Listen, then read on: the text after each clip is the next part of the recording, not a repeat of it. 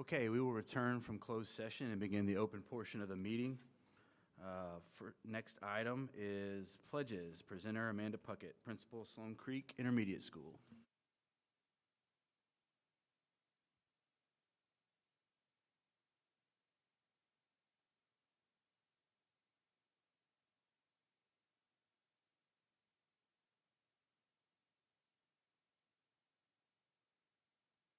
Fifth grade students, and I have a little something to say about each of them. Charlie Rainey, this is Charlie.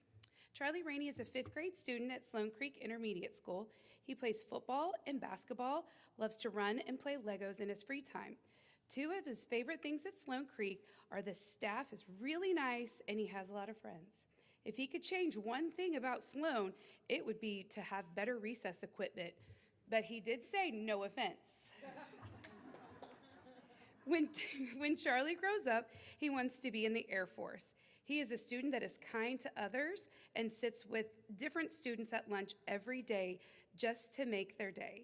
He is respectful and a joy to have at Sloan Creek. All right, I'm going to say something about Avery. This is Avery Lester. She's a fifth grade student at Sloan Creek Intermediate School. She plays softball, soccer, and is a Girl Scout. In her free time, she enjoys swimming, playing with Legos, and her favorite pets, Mia, Kai, Pepper, and Pepper. She also has 17 chickens. Her favorite thing about Sloan Creek is that her mom is the art teacher.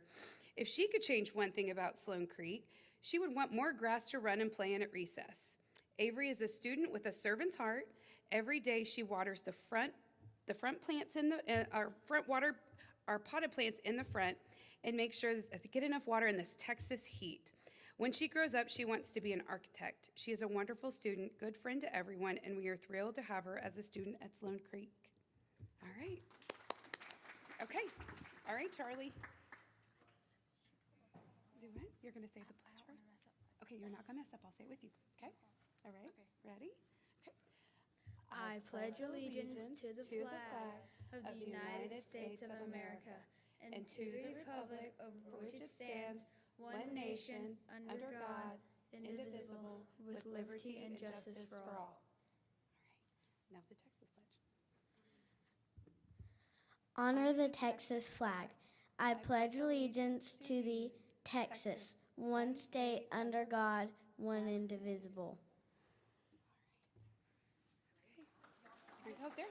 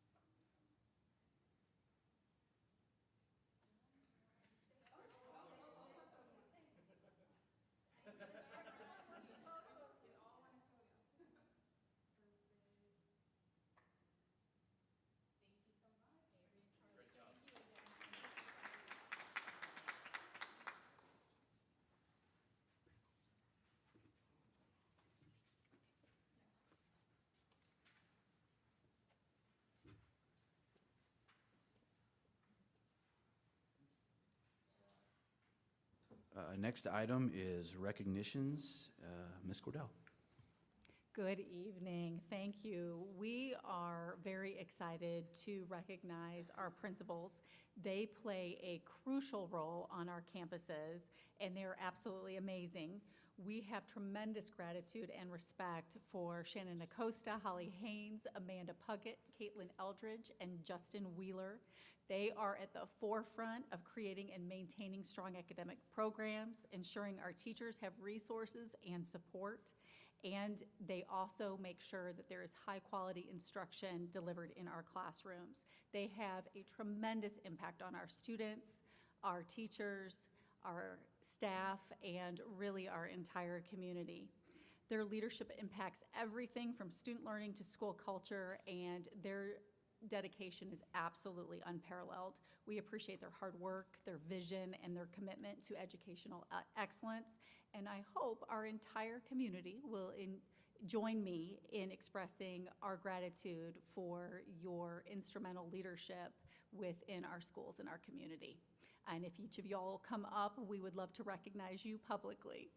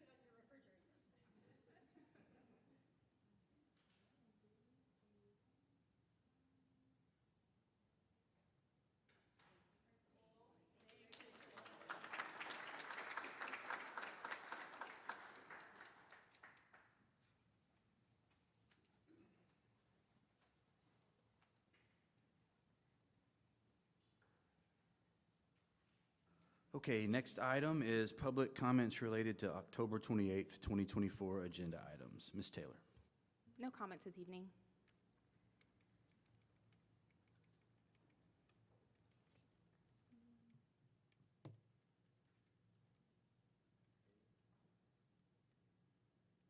If you'll please bow your heads. Dear Lord, as we assemble here, we recognize the significance of our mission. Our duty as stewards demands unwavering commitment and a clear sense of purpose. Grant us the strength to persevere in the face of challenges, and may our vision for the future for this district be unwavering. Help us to address immediate concerns and also see beyond, to focus on the long-term goals that will benefit our students and our community. Guide us in making decisions that are aligned with our core values, always keeping the best interests of our students at the forefront of our deliberations. Amen.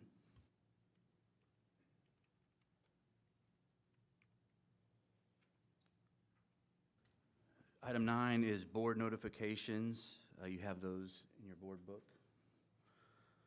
Item 10 is the consent agenda. Is there any item that any member would like to have pulled? If not, I'll need a motion to approve. I don't have anything to pull. I just wanted to make a note that I appreciate some of the updates that we're getting in the financial reporting session. So thank you, Thomas, for those. I move that we adopt the consent agenda as presented.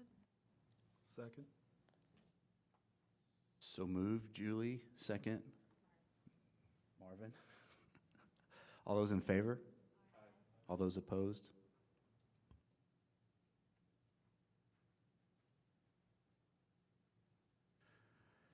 Number 11, celebration of learning.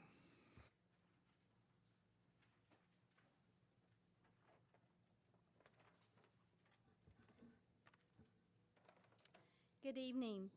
Tonight, we would like to spotlight a project that our Superintendent Student Council connection worked on last year. And I think you have seen some of the products there, but you also have a copy of it. There's a book there called The Leopard Way you have in front of you. And then you also have this keychain that has a leopard on it too. So, I think one of the strengths here in Lovejoy is how our students take responsibility of really mentoring our youngest learners. And this is an example here that Mr. Wheeler is going to talk to you about, a project that our high school students facilitated last year, and we'll be carrying forth this tradition with our graduate profile with our kindergarten through 12th grade students. So I'm going to hand it over to Justin, and I'm going to work the slideshow for him here.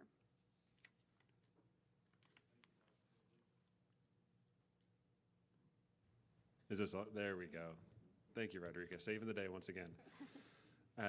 First off, good evening, community members, members of the board, Superintendent Cordell. Thank you for the recognition of us as principals. We appreciate the constant support and recognition that we receive here. So I'm going to talk just a little bit about the Leopard Way. So the Leopard Way is a project that was done last year by our Superintendent Student Council, Connection Council, and they wrote this book. And the book is rooted in our graduate profile, and I'm just going to read a quick excerpt from it. As the class lined up after PE, Leo's teacher asked, "How can we be helpful to others by working for justice in the community?" With this in mind, Leo walked into the cafeteria and noticed the custodian, Mr. Joy, picking up trash. Leo was kind enough to help clean up. Leo noticed other students in the cafeteria also making kind choices to help Mr. Joy. They saw trash on the cafeteria floor that was not theirs and threw it in the trash can. That made Mr. Joy smile. So the book continues to go through different pieces of our graduate profile and really make it in a way that is digestible for our younger students. So when this book was developed, the idea behind it now is this can be used to read to some of our elementary students and really talk about what the Leopard Way is in a way that is easily understood by all of our students. I also want to highlight Rodriguez's work on it. So thank you for your help working with the students on all of this. But it's a student-driven project. So when we talk about legacy, this is a legacy that all of these members of the Superintendent Council or Connection Council can now carry forward, and their message can be heard by students for years to come. And Dr. Tinsley, is there anything I missed? No, I just wanted to also lift up the work. So you'll see some photos here in this slide of our students with the book, but also at our elementary campuses. And Katie, I don't know if you want to share some of your experiences with this as well. We are just so proud of our Superintendent Student Connection Council and having the opportunity on a regular basis to hear student voice. They are so insightful and so honest, and that really helps with our improvement growth and our continued focus on making sure that they have a great experience. So their perspective is invaluable, but they took this so seriously, and they really got their charge from our Lovejoy 2030 strategic plan, which outlines the need to make sure our graduate profile is accessible and understandable to our youngest learners. And the best part of this is when they read the book to our kindergarten students and then gave them, you all have a keychain at your spot, and it's a little leopard, and the little leopard has the double L's. And what our high school students do is talk about how it is a privilege to wear the double L's, and that when you see those double L's and you wear those double L's, that represents something. That represents a community that is focused on respect, on caring, on kindness, and that they are an important part of that community. And as they grow up and matriculate through our school system, that they are expected to conduct themselves that way and also live in service to others and their school. And it is just a really neat exchange to see that happen between our high school students and our younger learners. And it was really unbelievable. At the end, we had one high school student, but before we left to come back over to the red building, he said, "Man, when they're a senior, I'll probably be out in the world and have a family of my own." And so it was really neat. They were in a really reflective place about their legacy and the impact that they have on those students that'll come after them.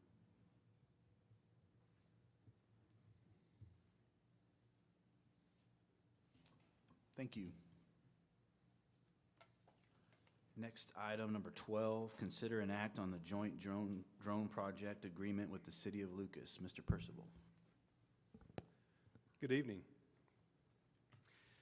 If you guys recall the last time that we met on September 30th, we talked briefly on the potential of both the City of Lucas and Lovejoy ISD engaging in a joint partnership where we would have a drone as a first responder program that we would engage in.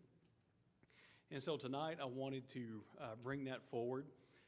But before I do, I did want to recognize today is National First Responders Day.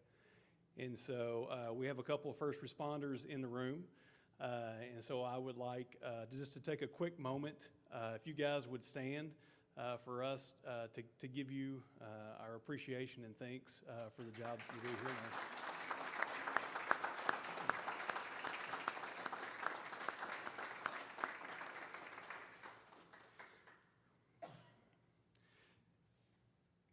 Chief Stevens, it lined up really nice that we're doing drone as first responder and it's National First Responders Day. So well done. Very not long ago, the city of Lucas, this was proposed by Chief Stevens to the city council. The city council took a vote and voted an approval on moving forward with this partnership. And so what we would like to do tonight is ask for consideration for the district Board of Trustees to consider moving forward with the partnership with the city of Lucas. And what this would look like, and I've got a little graphic on the screen that I presented on real brief last time, but this would be a first of its kind partnership that we would engage in. And one of the biggest differences, currently the district has one drone. It's a pretty entry-level drone, and you'll see it at football games. You'll see it at open-air events where we have students and staff, community members present. And we've got that physically has to be operated on the ground via remote, and we currently have one drone operator in the district. And so this would give us the ability to have redundancy with operators both in the district and with the city. And so it would give the city redundancy as well as the school district. This particular drone would increase our response time if we needed to respond to a situation at a campus, just like it would for the city. It would be housed there at the fire department, there at the city of Lucas. One of the things that's unique as well is the drone can be flown and operated from anywhere as long as you have internet signal. So if we have an officer, not an officer, but if we have a fireman or firewoman there at the station, they can be in front of a computer.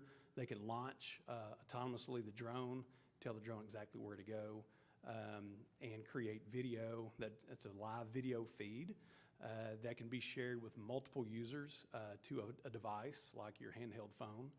So if we had a situation that was occurring within the district, we would be able to send that live feed out to those that needed to have that access. The drone also has access to the entire school district as well as the entire city of Lucas city limits. So those are just some highlights. It also has an infrared technology so that if, let's say we're at a Friday night event, maybe a football game at Leopard Stadium, or maybe it's like last year when we had our Leopard Friday after the time change and it got dark. And maybe we have a student that wanders away from the event and we need some support. This is something that we can deploy within a matter of seconds. And because of that infrared technology, it really increases the likelihood and reduces the time for us to be able to find that kiddo. So it really has some cool capabilities. This last slide just kind of highlights, this is the third-party partnership that we would engage in jointly with the city of Lucas. And so this company is Paladine. Paladine would come in and do all of the training, both in person and remotely. So anybody that we determine needed to be a visual line of sight person or also an operator, they would come in and provide that training. They also would make sure that we've got the proper paperwork on file with the FAA. And then you'll see in the center there that watchtower feature is kind of that central command dashboard that you would use where you can fly autonomously or manually. And then on the far right-hand side, you'll see that says sold separately, but it's a unique option for potentially down the road where you can have a docking station that stays outside so that if you needed to deploy the drone, you wouldn't have to have somebody physically take it outside and place it on a launch surface. It would permanently be housed in that structure. And so that's just an add-on feature that for consideration down the road. But there's been a lot of legwork done on behalf of Chief Stevens and his staff from the city's end, as well as our Director of Safety and Security, Casey Littlefield, on the district side. Lots of conversations, lots of planning, lots of questions being posed and answered. So we just bring that forward for your consideration, and I'm happy to answer any questions. How long is the commitment that we're entering into with this joint partnership? So this would be, what I'm bringing forward tonight is for 1 year. And so is this something we'll need to renew on an annual basis then? Is like other MOUs that we enter into? Is that how this would work? Yes, sir. Yes, sir. So what we would do, this is for the first year, and then we would evaluate along with the city throughout that first 12-month process, and we would have the option to renew. And then is there any kind of long-term pricing already agreed to, or is that up in the air for renewals every year, or have there been conversations about getting any kind of efficiencies by entering into a longer-term agreement once we test it out and agree that it's working as we expect?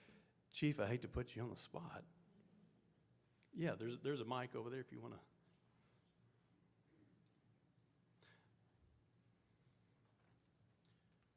So Ted Stevens, Lucas Fire, thank you for having me tonight.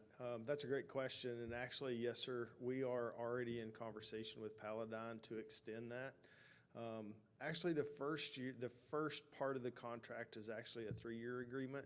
However, we're going to reevaluate after a year, and Paladine already knows if it doesn't work, which it's going to work out, but if it doesn't, that we can get out with no problems.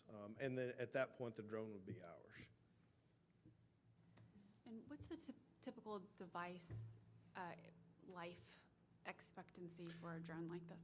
So I can't really answer the question for the drone like this, but I can say that as long as we maintain an agreement with Paladine, that's the beauty of this particular platform, if you will, is that they maintain it 100%, new batteries, wing breaks off, they fix it, et cetera, et cetera. So the maintenance is 100% paid for as long as we're in the contract for as long as we have the contract, as long as we extend it. And then does the drone record video? Yes, ma'am, it does. And then who has access to all the video recordings? It would be Casey Littlefield, myself, and Andrew Fulton, who's actually the guy that did the majority of the research and the contact with Paladine. So it's an administrative access. And would the records retention schedule for those videos just follow other general district records of such nature? On the district side, yes. And then lastly, is this a request for bond funds, or is this an M&O budget item? This item would be funded with M&O. The reason that we presented it in such a way is because it is a contracted service and because it is a joint project with the city of Lucas. That makes sense. I'm excited about it. Last question is just, is any of this eligible for any state of Texas grants around safety and security? Because I know there's all of these programs, and we said we haven't been eligible for different ones over the years. Would this one qualify? That would be something we would have to investigate, but potential possibility. I know this Imagine was a lot of work, so I appreciate the partnership between our organizations. We're thrilled to be part of Lucas and to have this partnership with you. Yeah, and as does Lucas. Yeah, the city of Lucas, I should say.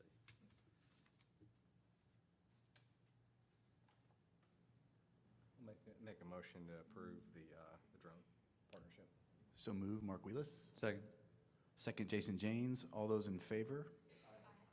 All those opposed? Measures approved. Thank you.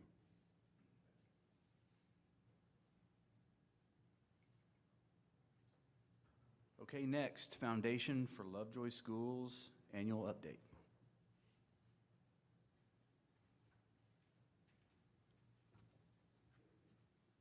Good evening, everyone. I'm Brian Dell. I have the honor to serve as a current Foundation Board President, and I have with me Sarah Brown, which will speak later. She's our Executive Director. Just got to give you guys an annual report. We currently have 22 members on our board. I know when I started the board 8 years ago, we were nowhere near that. So it's pretty impressive that we've got 22 volunteers currently that serve our board. Three main things that we did in the 2023-2024 school year. We celebrated our 20-year anniversary, which was a pretty big accomplishment. We have obtained a little over $6.5 million in that 20 years as a board. In addition to that, in the 2023-2024 school year, we had the most profitable Denim and Diamond event, which was due to a lot of our current community. A lot of that was due to donations that we haven't had in the past, so we appreciate all of our community in doing that. The more we can get those events paid for and/or donated, of course, the more profitable they are. Another thing that we did was specifically, sorry, lost my place, was we funded all grants. So every grant that was obtained through the school district, we funded every one of them. So I don't recall in my 8 years with the board us doing that, I don't believe, but pretty big deal, especially with what's going on in our overall economy and getting people to donate. So very, very much appreciative of all the community and our team as well, of all of our volunteers. You'll see on the slide here, we donated back a little over $669,000 to the school district, which was part of that fully funded grant for the district.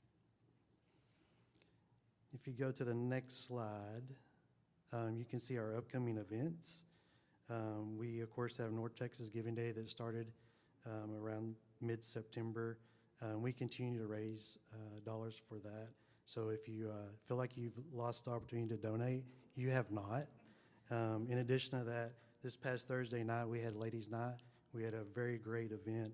The ladies, I see on social media, I'm sure y'all seen that it was 80s night, and we had a great turnout on that as well. And then in the future, we've got November 16th is our Lovejoy Tour of Homes. So if you don't have your tickets or you haven't sponsored it, there's still limited time. And then we've got Denim and Diamond, which is our main event, on March 1st for 2025. Taste of Fairview, which we're bringing back for March 7th, 2025. And then, of course, Men's Cornhole Tournament, which is the tailgate for spring 2025. And Sarah's going to talk about a couple of other things that we've done differently this year to just try to raise as much money as possible. Thank you. 2 years ago, the foundation added a grant that we gave back to the teachers and all staff of Lovejoy, which were holiday bonuses. And we were able to give $200 to every staff member within Lovejoy. This year, we're challenging ourselves to give even more. So starting November 1st, you'll start seeing a campaign that we're going to roll out, and it's catchily titled Sugar and Spice and Cash is Nice. And we encourage the community to get involved, and that will be directly to help give more back to our staff over the holiday season. So if you see cute little stockings with cash, that's what we're trying to do, and we would love to have everybody join us. You can find more information on our website.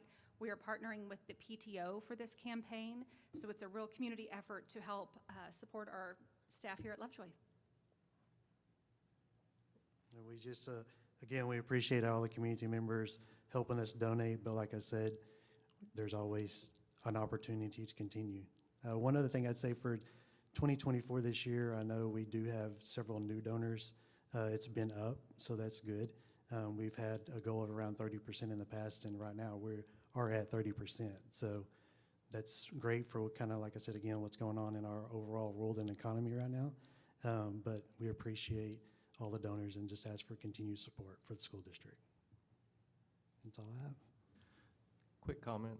I know a few years ago we started the ability to donate directly to safety and security. I'm talking about our new drone program tonight. It's probably a good opportunity to speak to that directly and let people know if they choose, they can donate specifically to that program if you want to tell them how that works. Yes, that is correct. You can go to our website, or actually you can also attend Denim and Diamond, and you can see quite most of our money for safety and awareness is raised that night. At the end of the event, we have an auctioneer that allows everyone to donate, which specifically goes back to safety and our safety officers. I just want to add my thank yous to the Foundation for Lovejoy Schools. I think there's many things about Lovejoy that are special, but one of them is our foundation. And I appreciate all of the community being involved with something that so directly impacts the quality of education in our classrooms.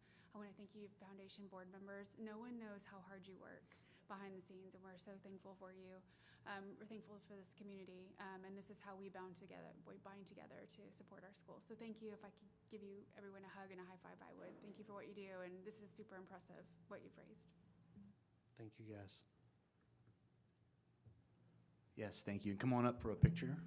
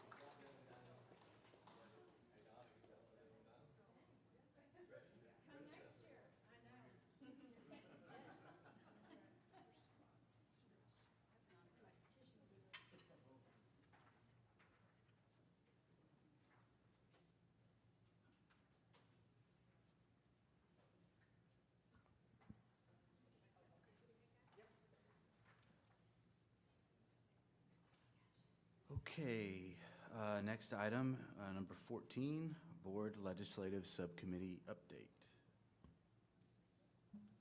All right. We've met again with the Legislative Subcommittee last week, I think, and have put together, we'll get to it in a little bit, but the primary reason for that meeting was putting together a draft for our legislative priorities for this year, and we have a draft to present to the board and have an opportunity to discuss and figure out if there's any edits that need to be made to that. But before I do that, I did want to share some information. The 89th legislative session is going to be here before we know it. It's scheduled to start in January, go through January through June. The 88th session did have 4 special sessions. Hopefully we don't see that again this time, but we don't know.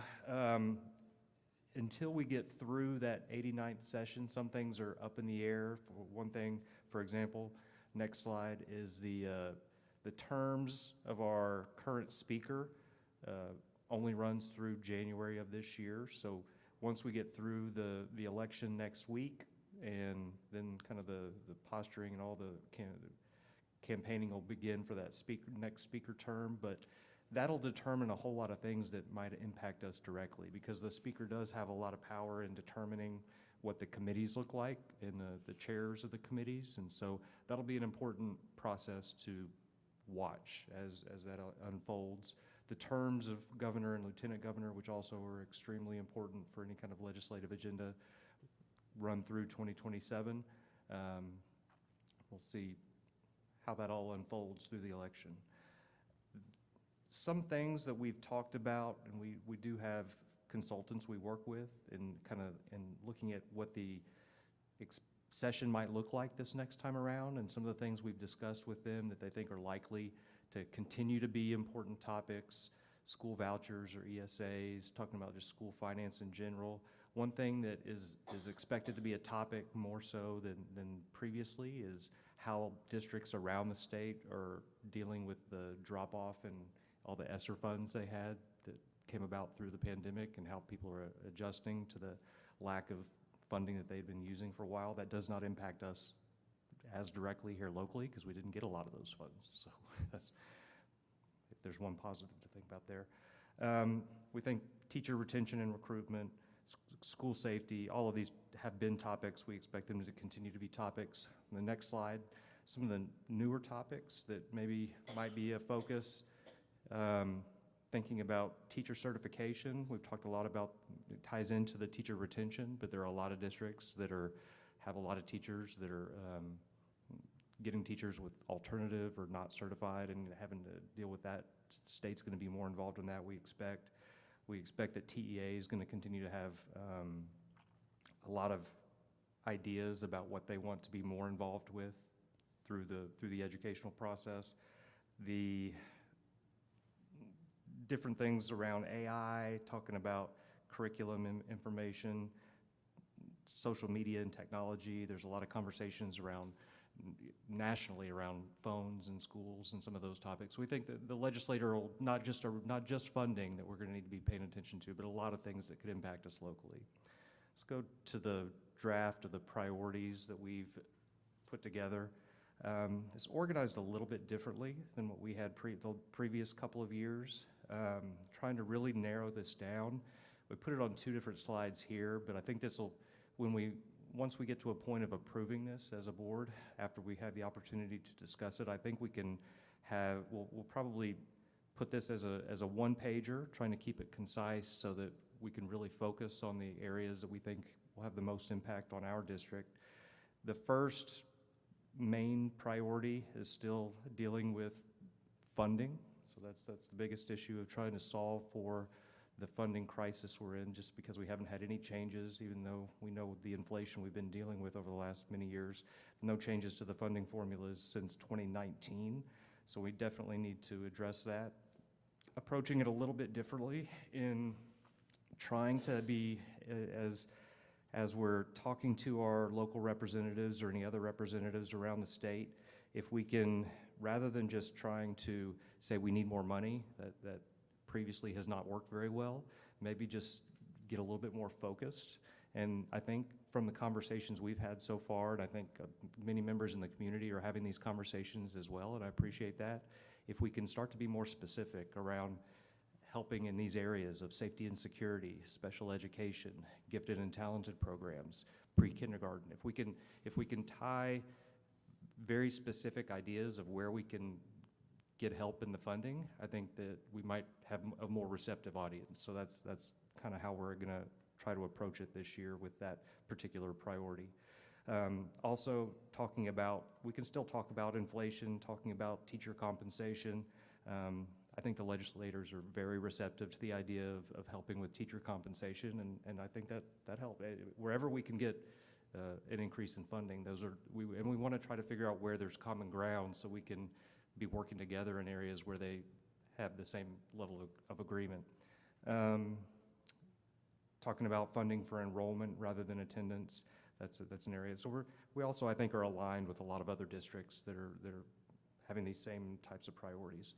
On to number 2,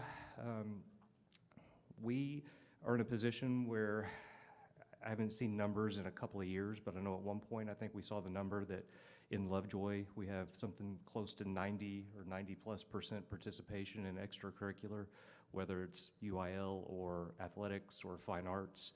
And so that takes a lot of resources when we have that level of participation. So we wanted to really highlight if there was a way to get additional funding support tied specifically to extracurricular opportunities, because we do believe that those fine arts and UIL and athletic involvement definitely is a big part of that, the Leopard Way, going back to the graduate profile and the success we have here. So, and then number 3, support community-focused governance. And this idea, in one of our meetings, there was a comment that really resonated with me, that saying the best decisions about student learning are made closest to the student. And so this is an idea around, there's been a little bit of a tug of war in certain areas. Curriculum could be one of them. There could be funding, could be in different areas, could be another, but people are here in Lovejoy because we have something special here, and we're not trying to be the same as everybody else everywhere in the state. People come here for a reason, because we do have something very special, and so we want to be able to continue to make those decisions here locally that are best for our students and our families. And so whatever we can do to continue to help make that happen, we have some specific ideas around that. We talk a little bit about ballot language and having the ability to do things that are right for our district. Some of the ballot language thing, that was a change made several years ago that I think, my opinion is, it makes it more confusing. It's not something there to make it easier to figure out what you're voting for. So if we can do things to make things more transparent and help us to do the things we need to do to keep moving in the right direction, that's what we're trying to do with that goal number 3. Any questions from the board about these priorities? Yeah, so we just want to open up discussion on these priorities. You know, these are the results of consultation with our consultant, Strive, the artist formerly known as Hilco. And this is kind of getting a feel for what's going on in Austin and what the direction of the legislative session will be forthcoming. I think Jason did a great job of explaining in detail, you know, legislators, and this is something we've learned from the last go-around, is that if you're just asking for funding, it's easier for them to just say no, or we'll look into it and shut the door and walk away. But if you tie it to a purpose and you back up the purpose with a particular story, that's what resonates. So everybody in the community can bring their own personal story to the funding ask, essentially. And so that way it may be more impactful. But we're not making any vote or any approvals tonight. This is just a discussion point tonight and into the next month. We definitely appreciate your thoughtfulness and your time and your commitment to this. I think it's really important that you have kept it super simple for us to translate that across a wide reach so that we can all communicate in a simplified manner. And I know I'm personally grateful for your time and energy and conciseness. Thank you.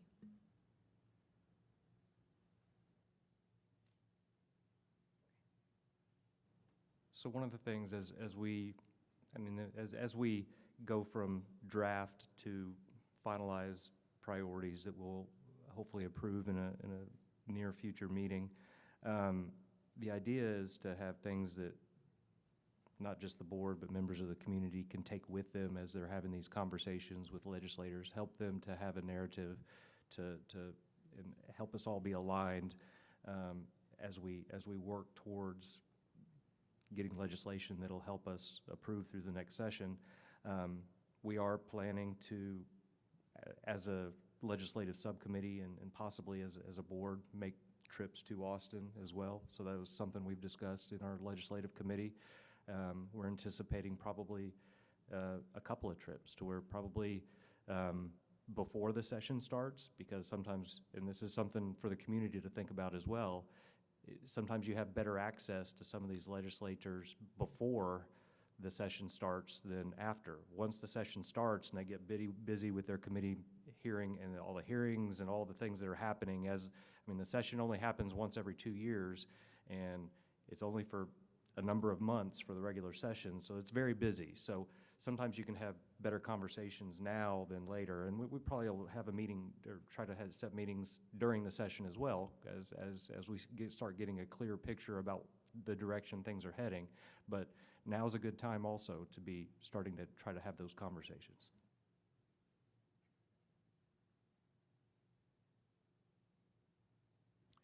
Any other questions or discussion points? Okay, thanks, Jason. Item 15, consider an act on the 2024-2025 HB 3 Early Childhood Literacy, Early Childhood Math, College, Career, and Military Readiness Proficiency Goals and Progress Measures.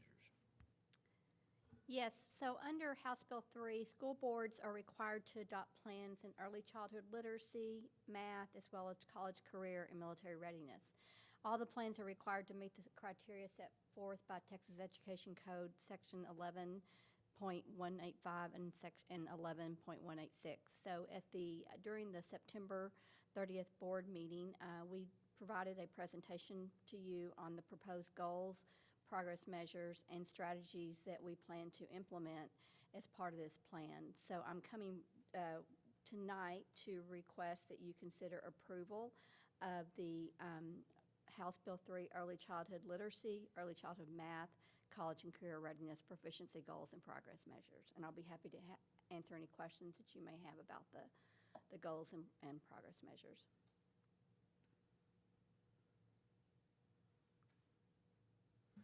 These are all what we presented in the last meeting, Correct. Is that right? And it looks like some of the reporting and graphs have been updated a little bit since then, are they all exactly the same? They're the same. Exactly the same, okay. And you'll see these also embedded in the district improvement plan and also on the campus improvement plans as well, too.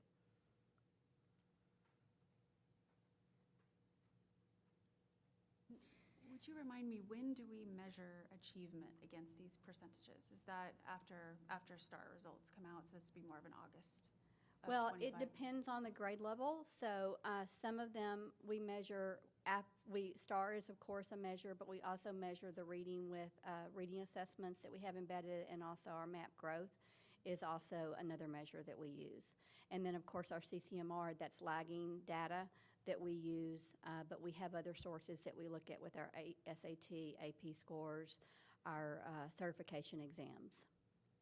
The board would likely see that information? Correct. Not until August? No, I think what we're planning to do, because we'll have some middle of the year assessment information that we'll bring forward, and then we'll have end of year assessment information. And then of course, And usually in July or August, we will bring forward the final information for you on how we made progress with meeting these goals. And as you can see, they're over several years.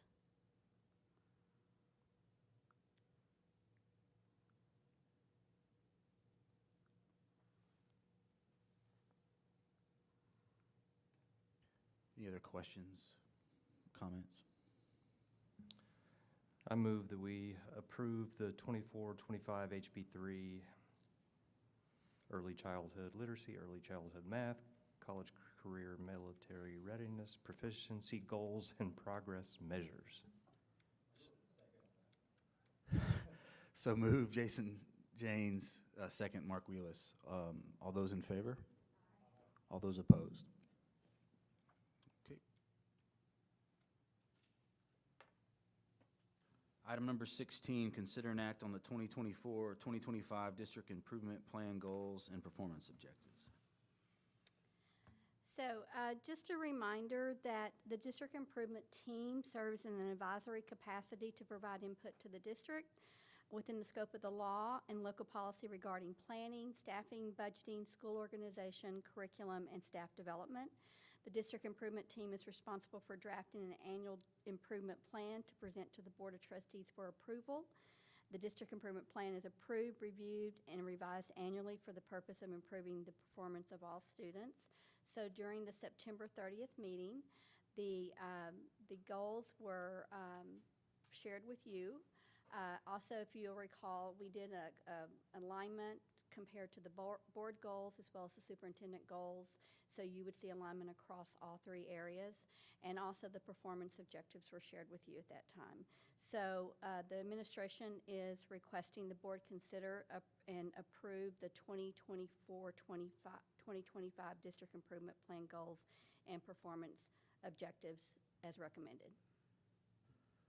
So these were presented at the last meeting in significant detail. Is there any discussion or questions from the board? No, I'll just say I do appreciate the work that's been done to continue the striving towards the alignment from the board goals and superintendent goals to the district and the campuses. I see that as I read through them. Every year it is improving when we see that alignment. I thank you.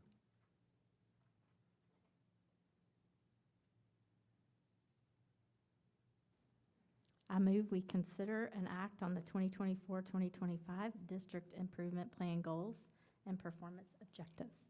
So moved, Amy Smith. Second. Second, Marvin Bobo. All those in favor? Aye. All those opposed? Thank you.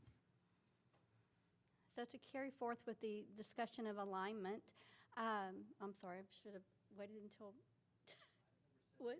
I stepped ahead Item there. 17, go for it. Okay, thank you. What this is moving forward, the campus improvement plans and goals and performance objectives are aligned as well to the district improvement plan, the superintendent goals, and then the Board of Trustees goals. So you will see some similarities tonight as our principals share with you. The goals are the same. The performance objectives are in most cases the same, particularly if it applies to the particular campus. But they're going to talk about some specific strategies with you tonight, and then we will be requesting that you consider approval of these goals and performance objectives as well.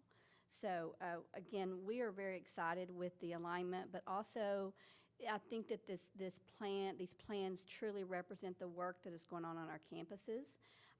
These plans, once they're approved, we do publish these plans so that our community can review not only the goals and the performance objectives, but have an insight on the strategies that are being implemented and what measures we're using to measure progress along the way.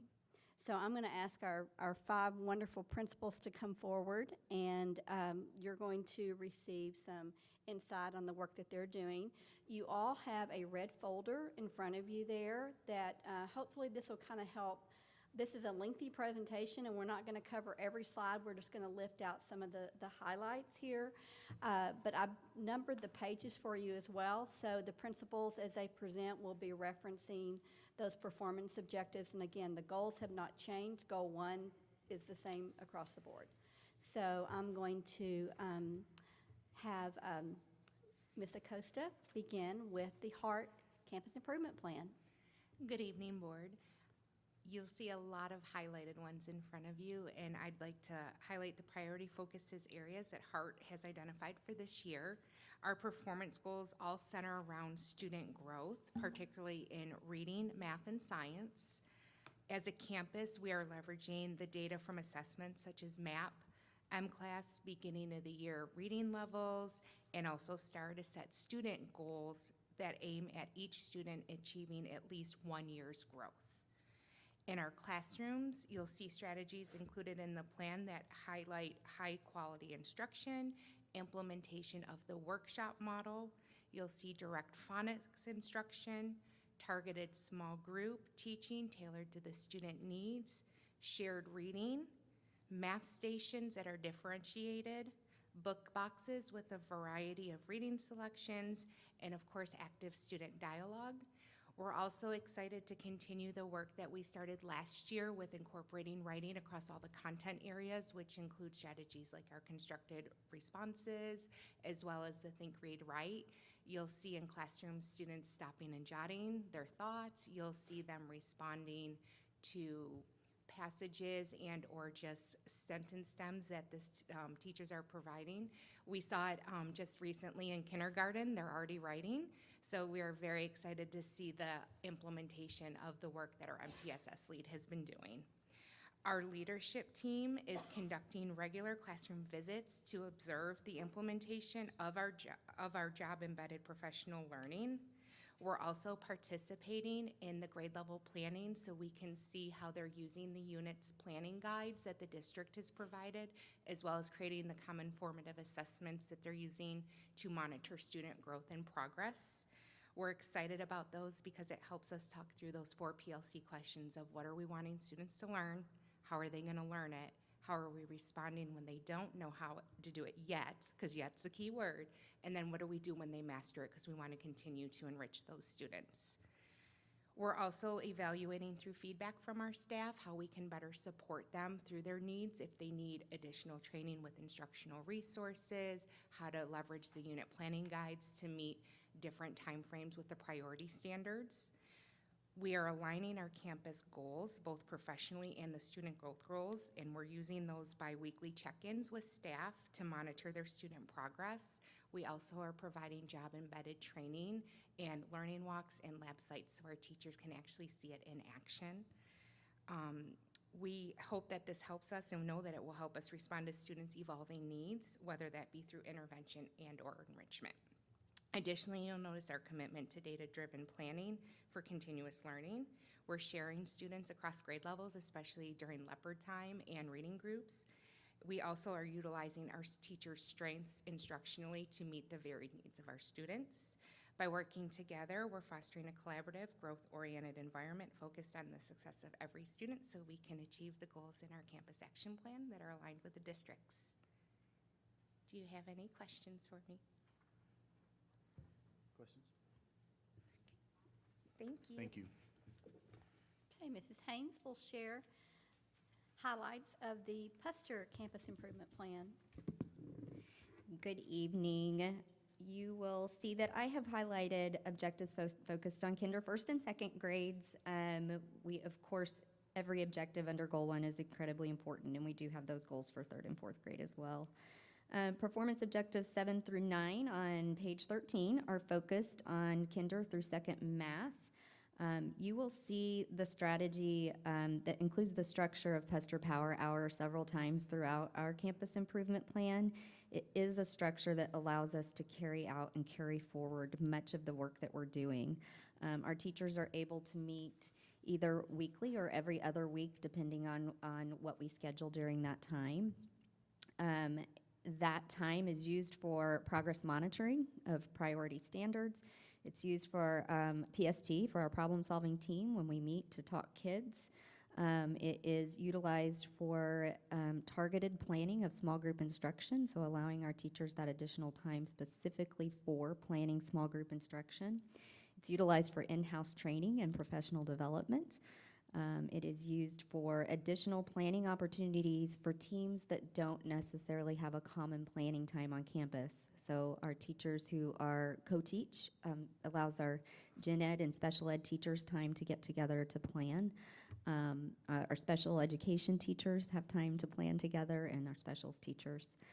We are also looking forward to implementing vertical teams this year so that we can have a group of K-4 teachers who will work towards our goals in literacy, math, and science.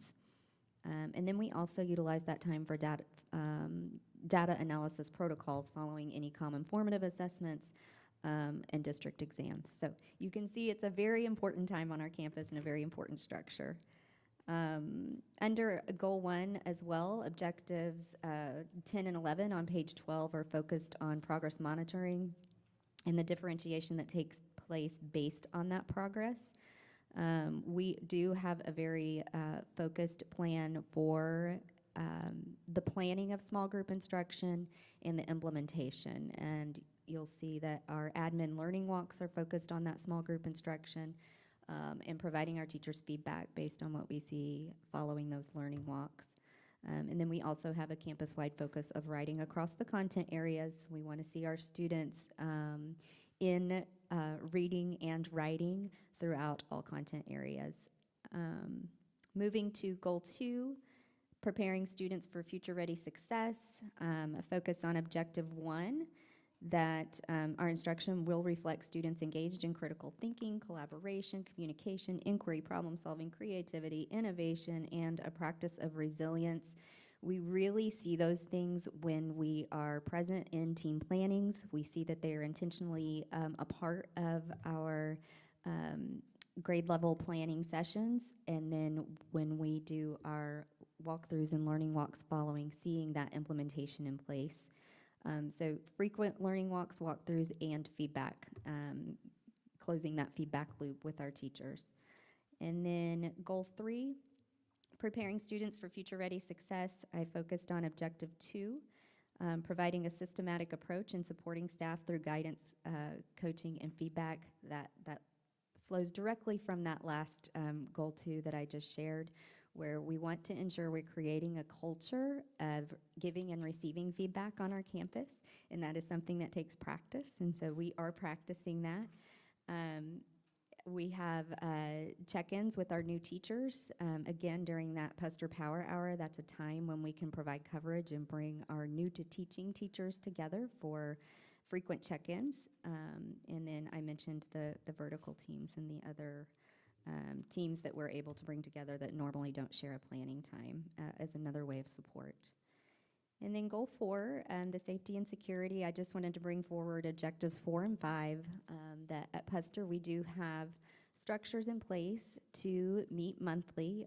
We have one safety and security team that we call it the building focus, and that really is looking at upcoming events, looking at any prep work that may need to be done in the way of safety and security, thinking about the logistics of the building, parking, the traffic flow, fast pass for check-in, all of those things. And then we have a separate safety and security meeting that really is people-focused. So any threat evaluations that have taken place for students on our campus, we would discuss at that time.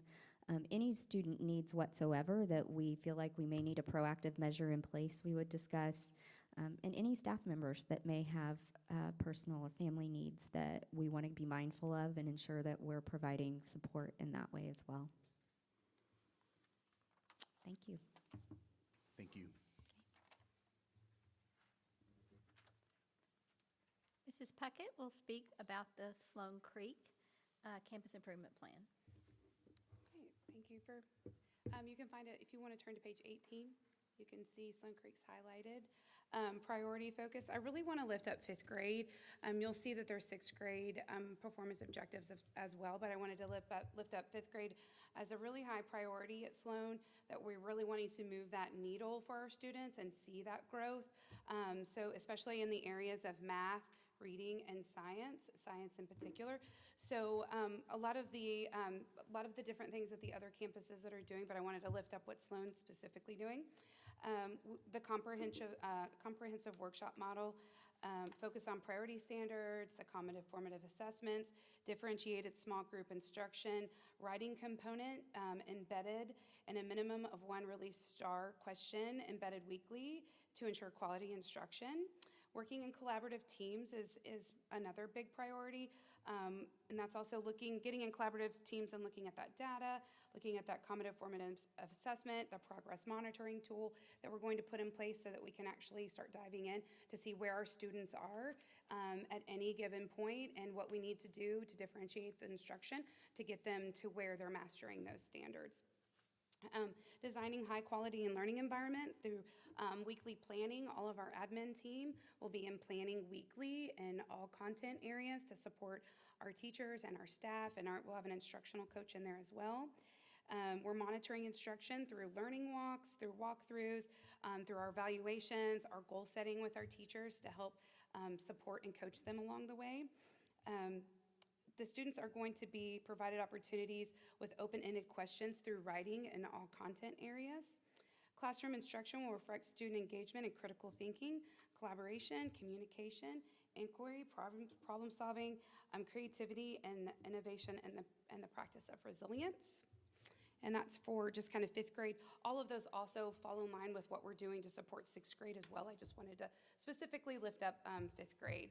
If you turn to page 20, you'll find another area that I wanted to lift up, and that's about classroom instruction and what will be reflective and what our students are doing on a daily basis through critical thinking and collaboration and communication, problem solving, and practicing resilience.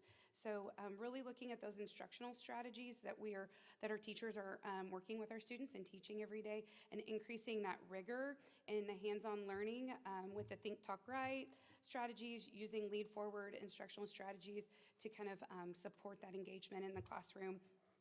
And then the teams will meet weekly to develop lesson plans, to apply skills that support all that critical thinking and that hands-on, and then monitoring instruction, again, through our learning walks and being in the classroom to support our teachers. Does anyone have any questions? Thank you. Mrs. Eldridge, Willow Springs. Good evening. I'm very excited to talk about our campus improvement plan at Willow Springs Middle School. I'd like to draw your attention to page 25. On 25, you'll see Performance Objective 2 that is centered around the 4 guiding questions of professional learning communities. After attending Solution Tree training in Fort Worth in 2023, our leaders at Willow Springs truly took this learning into action. Alongside our administrative team, our department leaders are committed to a high level of personal accountability for the work of their PLCs. Each department lead utilizes an aligned PLC agenda with all required elements that ensures each of the 4 questions is addressed during each meeting. An administrator at Willow Springs participates actively in the PLC on at least a weekly basis to support the teachers in their work. For Performance Objective 5, centers around social studies. This department will be utilizing the resources from Lead Forward to enhance their instruction, which is work they started last year as well. This will include STAR frequency distribution reports. This is something only a principal gets really excited about. That includes frequency distribution of STAR tested questions through readiness standards, supporting standards, and process standards as teachers are planning, so that we can ensure we are applying the appropriate level of STAR-like and rigorous questions in the classroom, so that students are not facing a different level of rigor when they take their test for STAR. On page 26, Performance Objective 9 and Performance Objective 10 center around closing the achievement gap that we have observed in our data in regards to IEP entitled students. Teachers will collaborate to ensure that IEP goals are aligned with the TEAC standards with measurable benchmarks that align to the STAR assessment. As we move to page 27, we're going to talk about innovation at Willow Springs. Our Willow Springs counseling team will continue to look for ways to enhance the way that they discuss college and career readiness and academic pathways with middle school students. They will be utilizing the software tool Zello along with meeting through students during Leopard Time so that students can learn more about how their four-year plan at Lovejoy High School can best support their aspirations of career and beyond. On page 28, as we set goals for people, our goal is centered around the T-test appraisal process.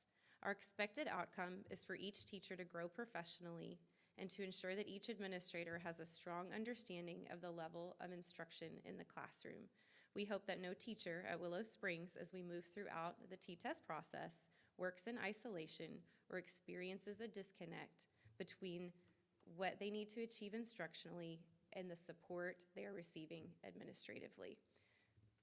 As we move to parents and community on page 29, I hope that you are already seeing an increase in the quality and the frequency of Willow Springs social media posts. We created this goal because the expected impact is to provide the community with a bigger window to see the amazing accomplishments of our students and our dedicated staff. We appreciate your continued support as we provide a window into middle school learning. Thank you. Thank you. Okay, and finally, Lovejoy High School, Mr. Wheeler. All right, good evening again, everybody. So I'm going to talk through our goals and highlight some of the goals for the high school this year in our campus improvement plan. The first is performance objective 1. So after doing a deep dive of some of our STAR data, that goal really centers around shifting our mindset away from achievement to growth and looking at data in a different way. So English 1, English 2, and Algebra 1 students that achieve a year's learning in a year's time based on STAR, ELA, and Algebra 1 tests will increase from 66% to 75% by 2025. And we've already started tracking our interventions and some of the things we're doing a little bit differently. And as I said, away from the achievement and instead of focusing on getting our kids just to meets, how do we keep our kids at masters and make sure that our kids from meets are going up to masters? So focus on that growth mindset to ensure all of our students are experiencing the same level of growth year after year. Justin, can you lift out the difference in those percentages when we're talking? That's looking at students that made a full year's growth. That's not the overall performance. Correct. With those percentages there. That is correct. Yeah. Yes. Thank you for jumping in. Yeah. Continue to do so if you need Yeah. to. The second I want to highlight is performance objective number 5.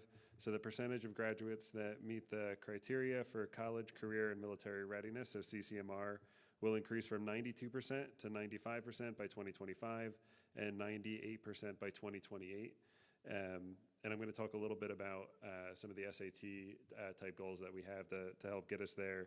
Another thing we're doing is our counselors are starting to be more intentional in their conversations about ensuring that all of our students have met this criteria. So we have our junior meetings going on. So as they meet with students and their families, they're going through a checklist of ensuring that they've met one of these criteria. So taking a more intentional approach.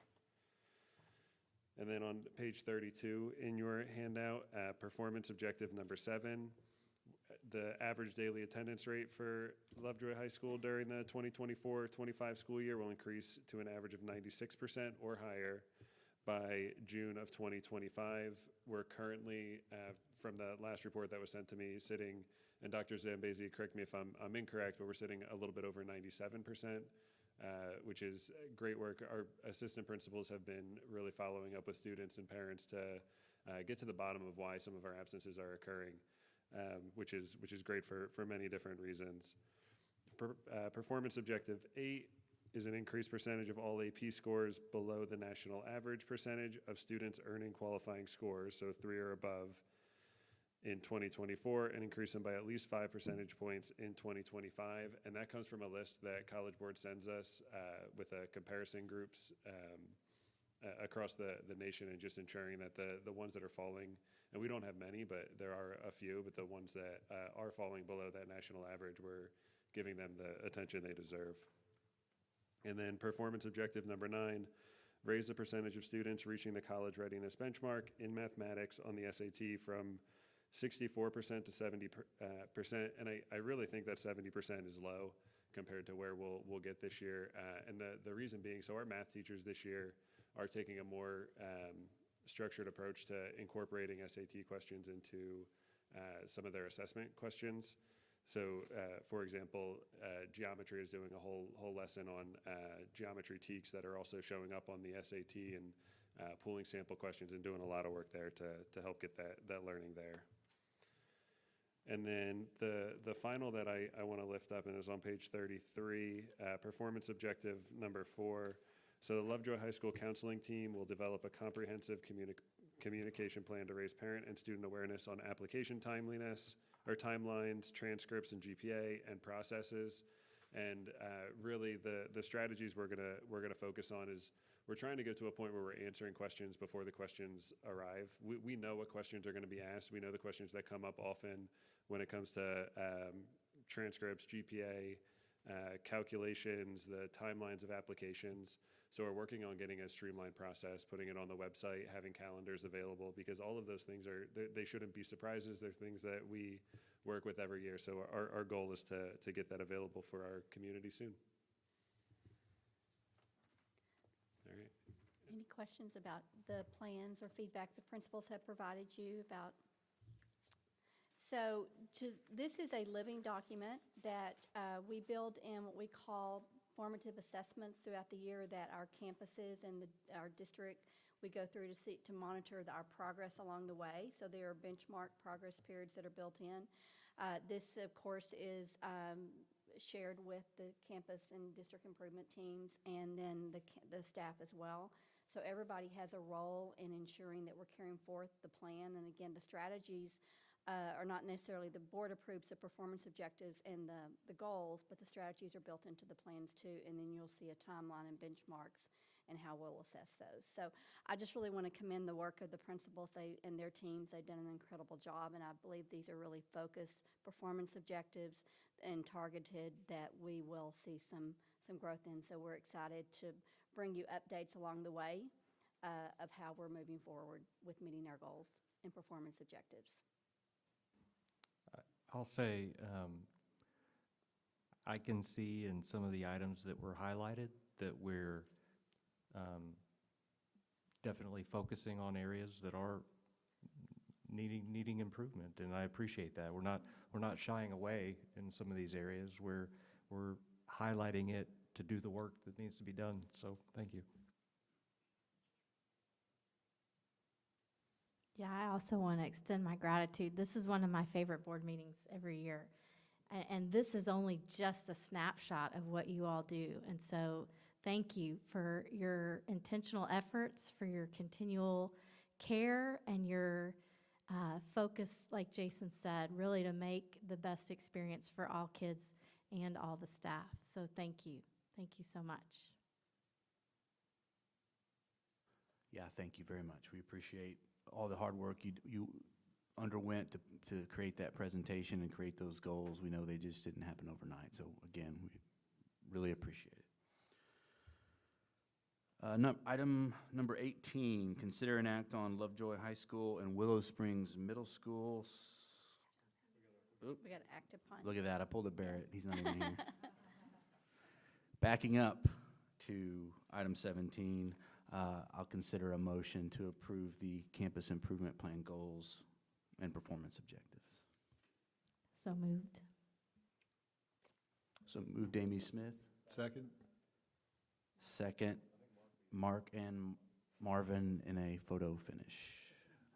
All those approved? All those opposed? All right. Now, item 18, consider an act on the Lovejoy High School and Willow Springs Middle School library furniture. So again, during the September 30th board meeting, I brought forward some renditions and some more final budget proposals on replacing the furniture at Lovejoy High School and Willow Springs libraries. And so I'm not going to go through all of the The photos are what I shared last time, but just wanted to remind you of, this is what the high school library setup would look like. It would provide seating for up to 139, and that is a much greater amount of seating than what we currently have in the library. You'll see the furniture there. It's flexible, movable, and set up really to create collaborative spaces and workspaces for our students that's involving technology, presentation boards, just soft seating to accommodate learning in a different way. So this is a visual of what the Willow Springs Middle School Library Media Center would look like. Again, very similar. It's just a different space. Both of these would really open up our libraries. So just some enhancements I wanted to lift up that you would see with the new library furniture. Again, it would open up more natural lighting. If you recall, the shelves in our libraries are very tall. When you go into school libraries now that are newer, the shelving is lower, it's movable. It allows a variety of groupings, large groups, medium-sized groups, and small groups, and even individual seating for students. Table adjustments can be high tables or low tables there. We can create different learning spaces. There's also storage built in for some of our project tools, specifically technology. And then, again, some of these that we have some electrical power access through column seating. So what does that do? How does that impact teaching and learning? And that's just something I think that when we talk to our teachers, particularly at both of the high schools, the classroom environments right now, they're your traditional desk. They're fairly large desk, and it's appropriate for certain types of learning, but this would allow students to come in to do more project work. If they were coming in and they were working in a group and they were preparing a presentation together, they might have a whiteboard that they could work off of or a presentation. It allows for them to collaborate. If you have teenagers, you know how the seating they like and the comfortable seating, but it just creates where we can foster more group work, more flexibility in our learning, integration of technology in a more authentic manner for our students. And really looking at how it can become more of a learning hub for both campuses. And just some alternative learning spaces for our teachers. So the estimated cost for Lovejoy High School in the seating of 139 is $204,000, a little over $204,000. Willow Springs Middle School, $174,000. And just a reminder, the furniture is flexible, mobile, and adaptable. It also includes soft seating, collaborative spaces, routable surfaces. We will use some of the existing shelving, and this includes, the price includes delivery and installation, and then we'll use some of our current structures for the power and there at the high school. So. Any questions? I have a couple of them on, if a bond is determined and approved, how do we make sure that we don't waste any of this furniture or these dollars? I think when we talk about the flexibility of the furniture and when we're looking future-wise, this would be something that we might envision that we would like to see in this type of learning furniture for our students. We would not want to purchase something that would not align to what we're envisioning for the future. And then this may be a Thomas question, but with the facility assessment we had and the capital planning committee and now the bond planning committee, do we have a pretty good schedule of knowing our assets that are at their useful lives, what assets are out of warranty, to make sure we have enough money to pay for those without, since we're using $400,000 on this, if it's approved, that wouldn't hurt us for continuing to go in the next year if we're replacing a septic system or something like that. That's a great question, and there is an agenda item on here tonight, the next one where Kyle will walk through that schedule and that information. Is there any way we could go to the next agenda item to go through that and then come back to this one to vote? Motion to table action on item number 18 until after the presentation on agenda item 19. Second. Seconded. The motion was made by Mark Wheelis. It was seconded by Julie McLaughlin. All those in favor? Aye. All those opposed? Okay, so we'll table action on item 18 and move it after agenda item 19.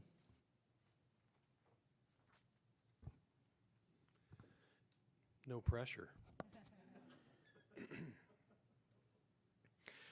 So when Mr. Willman says we're going to walk through that schedule, we're going to extract a couple of high-level examples of things that could be either disruptive to the learning environment. They've been considered at end of life or quickly approaching end of life, and if they were to fail, they would be disruptive to the learning environment or disruptive to student and or staff safety and security. And so I want to point some of those items out. They do come directly from the facility needs assessment. More specifically, the architect that we engaged with, VOK, brought in a third-party engineering group. They do engineering and consultation on all mechanical, electrical, and plumbing equipment. So we've had the entire school district assessed.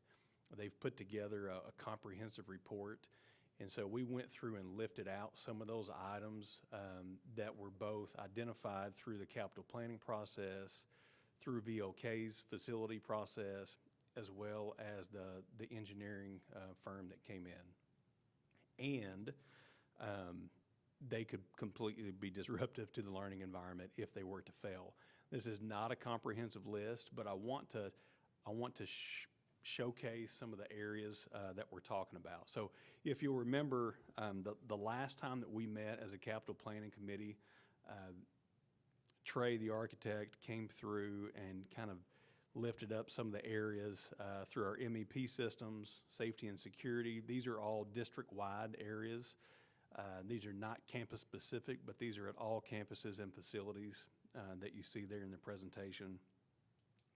Same thing with teaching and learning, technology, and then some of our building envelope, waterproofing and sealant concerns that we've got across the district.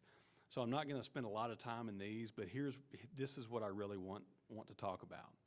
So one of the examples of an end-of-life equipment replacement potential that we would consider critical, the example is at Lovejoy High School. So at Lovejoy High School, that particular facility has 3 different types of cooling systems. One is geothermal, which utilizes a water source heat pump. We have rooftop units, and then we also have split systems. And so out of those 3 systems, the engineering firm determined that the one that needs attention the soonest would be our water source heat pumps that connect to our geothermal units. So those are they're original 2006, and so there's just at that campus, just looking at those one examples of the water source heat pumps, there's $5.5 million worth of pump replacement that needs to happen. Now our goal is to continue to maintain these pieces of equipment and Band-Aid those as long as we can and help us continue to move forward for as long as they'll last, right? We're going to take them to end of life and beyond if possible. But we just need to have these numbers in the back of our scope so that we know what we're up against if we start to see failures across the board. So the next one down there, you see fire protection systems. And so this is an example of fire protection system replacement at facilities that are approaching or have reached end of life. Doesn't mean they're not operable, doesn't mean they're not safe, but these are areas around the district that, as you can see, are high cost, that will need a plan to address. That they're in our long-range facility plan, but when we talk about in relation to current funds from the 2014 bond, we just need to make sure that we're taking a realistic approach and knowing what's out there that could fail because we've either reached or we're approaching quickly the end of life. Next slide talks about technology. Again, this is not a comprehensive list, but these are items that could be disrupted to the learning environment or to safety and security. So you see the camera servers on there, our PA systems at our campuses, our phone systems that are approaching end of life, classroom projectors and displays that are in our classrooms that teachers and students utilize daily, and then instructional technology devices. Those can be teacher devices and/or student devices. Again, that's not a comprehensive list, but just within that scope, it's about almost $3 million. And then the very last bullet down there is our silent panic alert technology. Currently, we have PLDs that have been deployed across the district. They have been a huge asset to all employees. But those, again, are quickly approaching end of life, and we need to make sure that we've got a plan, especially on the financial side. And so that figure you see there, these are all estimates based on information that we've been provided. But we just want to make sure that we're keeping these numbers out in front. Then as we kick off our bond planning committee meetings, which the first one will happen Wednesday of this week, we're really going to start to dig into the numbers probably about November, more comprehensively than tonight, but I just wanted to make sure that I bring these forward. So you can see that total down there of 19.4 million is a pretty large number, especially in relation to the money that we have left over from the 2014 bond. So what we would propose is that we earmark $200,000 of the existing bond funds so that if something catastrophic were to fail, or maybe just in need of repair. For example, last Friday over at Puster, we had a talent show. And so the cafeteria hosted the talent show. That particular cafeteria is serviced by 2 rooftop ACs. One had already been shut off because it was leaking coolant just as fast as we would put the coolant in. And so we had turned one off. Now the other one, right in the middle of the talent show, decided to stop cooling. So now we have a hot cafeteria, we've got parents, we've got teachers, we have excited students, and we have a rapidly rising temperature in the cafeteria. And so roll forward to Monday, still not repaired, and so it begins to be a burden at the campus, it begins to be disruptive, and Ms. Haynes and her team have worked through that. And we've got a repair plan, but that's just one small example. That's a $30,000 fix. That's not a replacement, but that's just to repair and get them back up and going. So what I would propose is that we earmark $200,000 so that it's available if needed. So we don't wait until the next, if we have a failure tomorrow or the next day, we don't wait until November's board meeting for authorization, but we have it on the ready in the event that we do have something fail. That's going to help us reduce downtime and decrease any potential impacts to the campus. And then what we would do is bring an update each month back and report on if any of the money had needed to be utilized, how it was utilized, and if there's a need for additional funds moving forward.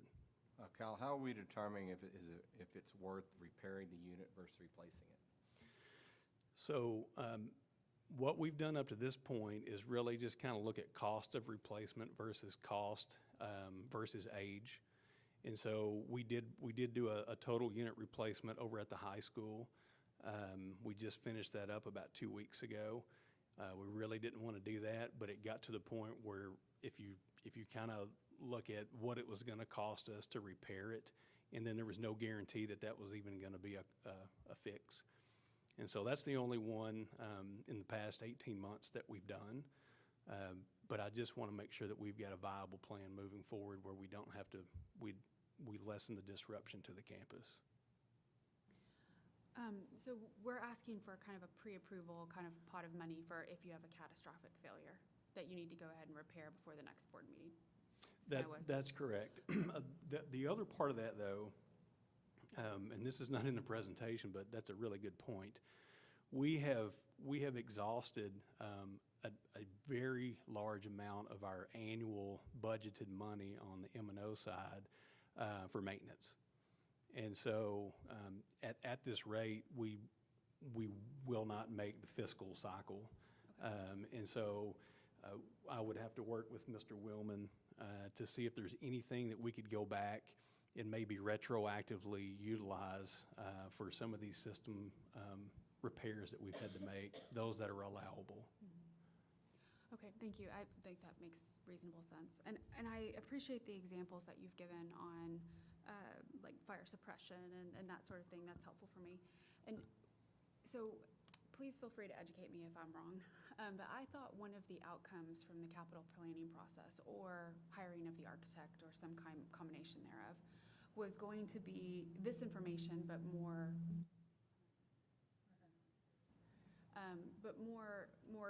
comprehensive across the rest of the campus. I feel as a board trustee that I do not have line of sight in terms of what it takes to maintain our campuses over a multi-year period. And so, for example, if you're saying, like the information you just gave as far as mechanical HVAC, that's original for 2006, that's helpful information. So that's, I don't know many things at my own house that would be that old and still working very well. So that makes total sense to me. So what was that outcome, or when could the board expect to receive more comprehensive information about what this looks like? Or further, would we have a copy of the needs assessment that you were provided by the architect? Sure. And so to answer that question, the committee is going to look through that in meeting number 3, I believe, where they're going to dig into the facility assessment that was done, and we're going to look real hard at the engineering report. But that's information that's just become available that we can definitely make sure that you guys have visibility in. Because it's very comprehensive. It is district-wide, every facility that we have, from the press box at the stadium all the way to, the cafeteria at Hart. I think maybe as I look through some of the things you're having, you're making a clear case for we have more than enough projects to satisfy the $9.8 million that we just raised in May, right? That's correct. Okay. And so how are we prioritizing that $9.8 million? What's the specific plan, assuming if we kind of put the discussion of the bond separately, if there is a bond recommended by that committee, what is the plan for the 9.8? Because if I look at, I don't mean to combine agenda items here, but if we go into maybe the library furniture, just as an example, that's a usage of the 9.8 million for the first time. Correct. And so I have a question on that. I think we had approved in a previous meeting some funds for library furniture.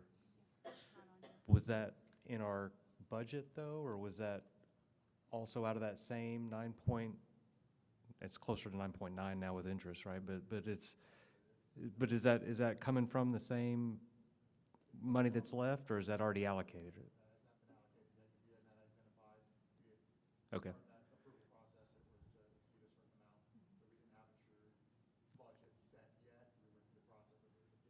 Okay, so if we spent that roughly 400,000, little whatever, on library furniture, that would reduce us down in what we have left in any remaining bond funds versus any other projects that might be needed. Is that accurate? Yes. And then the septic system isn't on here either. I assume at Hart, that'd be a pretty pricey item. Yeah, the septic system is not on there. I actually just got some figures back today on the septic system. And so we're still working through those. I still have questions because it's really a matter of looking at revitalization of the current plan that we've got over there by way of septic or potential options moving forward that's not septic. And really, so I don't feel like I have those questions quite answered yet, but I just got to look at those numbers this morning. But that system is at end of life too, would you say? I would absolutely say yes. It is approaching 25 years old. So we know we have a limited amount of funds and we have many projects, many things at end of life. So your guidance is that the bond planning committee is going to look at that at their third meeting to try to identify which items are going to be going to use the 9.8 first. Is that right? No, what they're going to do is they're going to build out a bond package. And they're gonna they're gonna break up into 9 table groups. They're gonna put together over the course of these 6 meetings, they're gonna build out potential bond packages. And each of those are gonna look different, and then they're gonna build consensus throughout.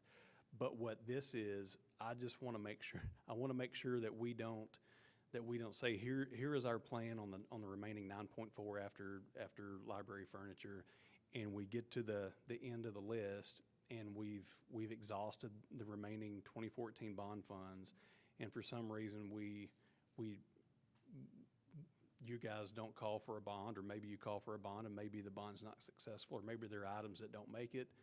I just don't want us to get into a place where we start to have issues unravel and we've not put aside enough funds to take care of, regardless of the outcome of the work of the bond planning committee. So would it, to help give us better line of sight, would it be possible to get a clearer picture on what our maintenance spend has been over the last couple of years, at least, few years, and if it's been accelerating, or if it's been maintaining, or if it's been, so if we have a better idea on what we've been spending on failed systems, what we've been spending on repairs, and if that number's been accelerating, and if we can, it's not gonna be perfect, but using that to extrapolate might help us in determining whether spending $400,000 right now on library furniture is responsible. I think you've got to look at the M&O side and the INS side, though, because sometimes when we're repairing things, we're using INS dollars, and other times we're using our M&O dollars. Yeah, You I'm gotta specifically concerned as it relates to this on INS spend, because that's what, we've got a limited pot until, I mean, we don't know that a bond's gonna be approved. We don't know if it's approved, that it's gonna be approved by the voters. So we need to plan with what we've got at this point, so. And we need to know what that spend looks like before we start spending more money, I think. And I agree with that. And when we think about M&O versus INS, we can't use INS if it's just a simple repair, that it's not a replacement of a part that meets our capital threshold. So if we're not spending on an item to replace a part within the HVAC system, for instance, and the total cost of the service provided and the equipment does not exceed our capital threshold policy, then we would have to use M&O. So when we're looking at M&O and looking at the repair cost, it may just be that there's not going to be eligible for INS, and it's just simple repairs. That's why we distinguish the difference between what would qualify for INS funding versus what would qualify for. 100%, understand. I'll add my feedback just as N of 1 is just that I feel that I do not have line of sight. I believe you that this is coming. It's very plausible to me if all of our buildings were built in a certain time frame or remodeled in a certain time frame. I mean, it's 100 degrees outside. I've had to reservice my HVAC at my house like a lot.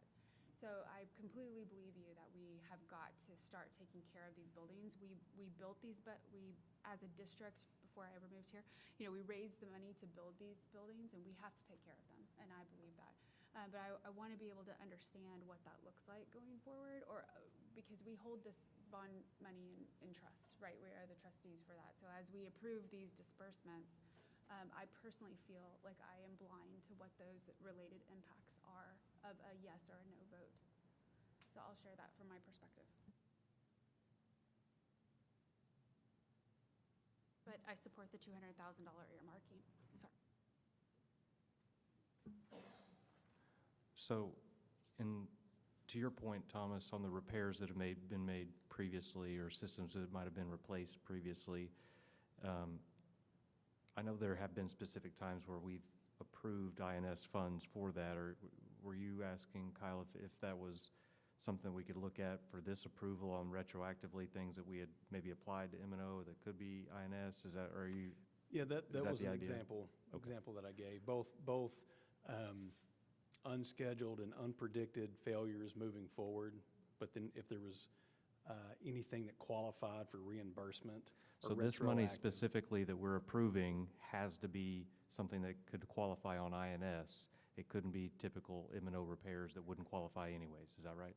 So it'd be we're looking going forward on items. So it really is, it's going to have to be more catastrophic, bigger issues that need to be addressed quickly, and that I'm fine with in the spirit of it. This is effectively delegating to the administration up to 200,000. Fix what you need to fix whenever you've got a talent show with a lot of hot people, basically. Would you mind just giving us an update when y'all use those monies at the next board meeting? Yes, sir. The plan is to provide a monthly update, and then we can also do, more informal updates along the way by way of a Thursday board note.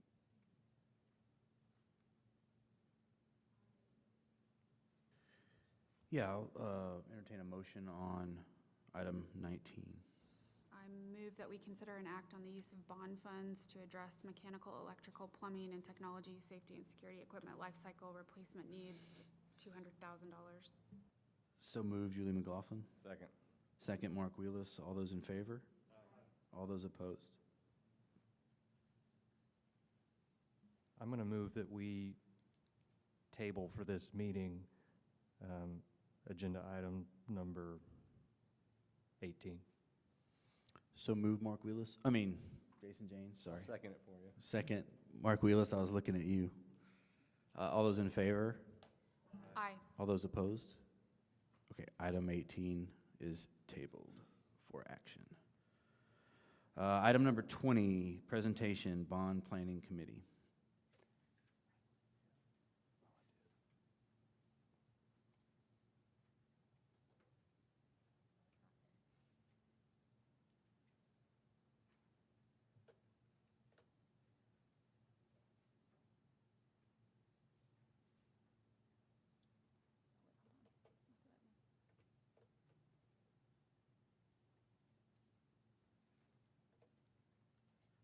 Thank you.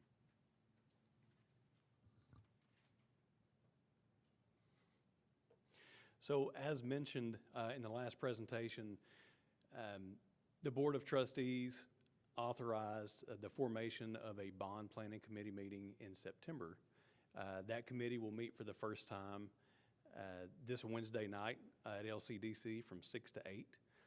But before we get into that, we wanted to just take a little bit of a walk-through time of the work that's gone in and the process that's happened kind of up to this point. So if you look at the presentation, you'll see a timeline of events that go all the way back to November of 22.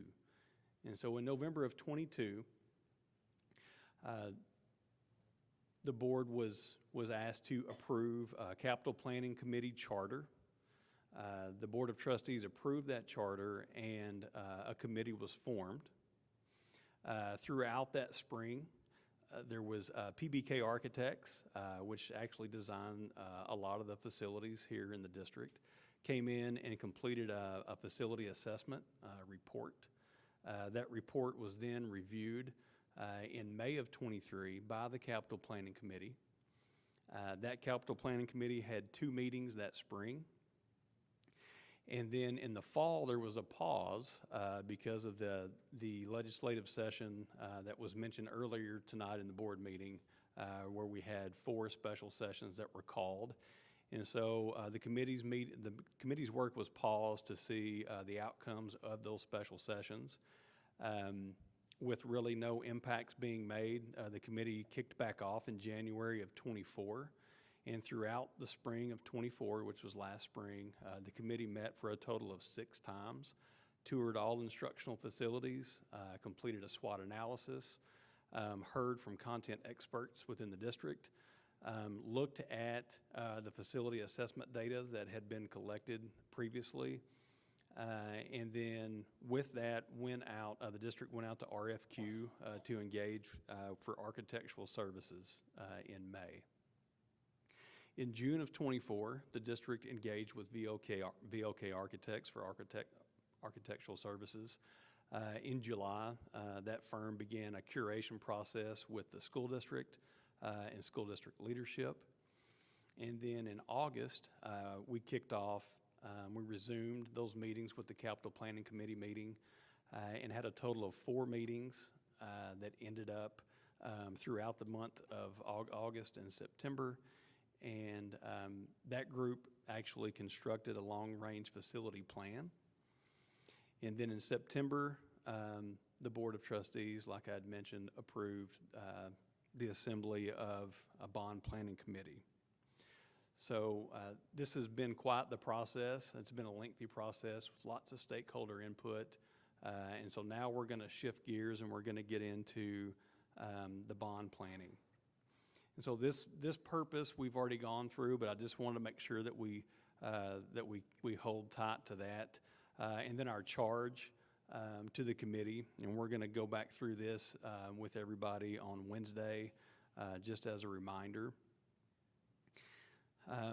But we have a total of 55 stakeholders that will be part of the committee. These are community members. We have parents. We have community members. We have students that will be engaged as stakeholders on this particular committee. And as mentioned, we're going to start, the first meeting will be Wednesday. And in that, we're going to go over some nuts and bolts, kind of talk about what the process will look like. We'll give a brief update on prior bond projects. And then Mr. Willman's going to go through a Finance 101 where he talks about M&O and INS and the implications here for the school district. And I'm happy to answer any questions. And then, of course, monthly we'll bring an update of the previous month's meetings that we had together with this committee, and so that we make sure that we keep everybody apprised of the work that committee does. I'll just add my thank you to those folks that have volunteered and applied to be on the bond planning committee. I hope this allows for diverse opinions and honest feedback along the way, so that this can truly be a community-led project.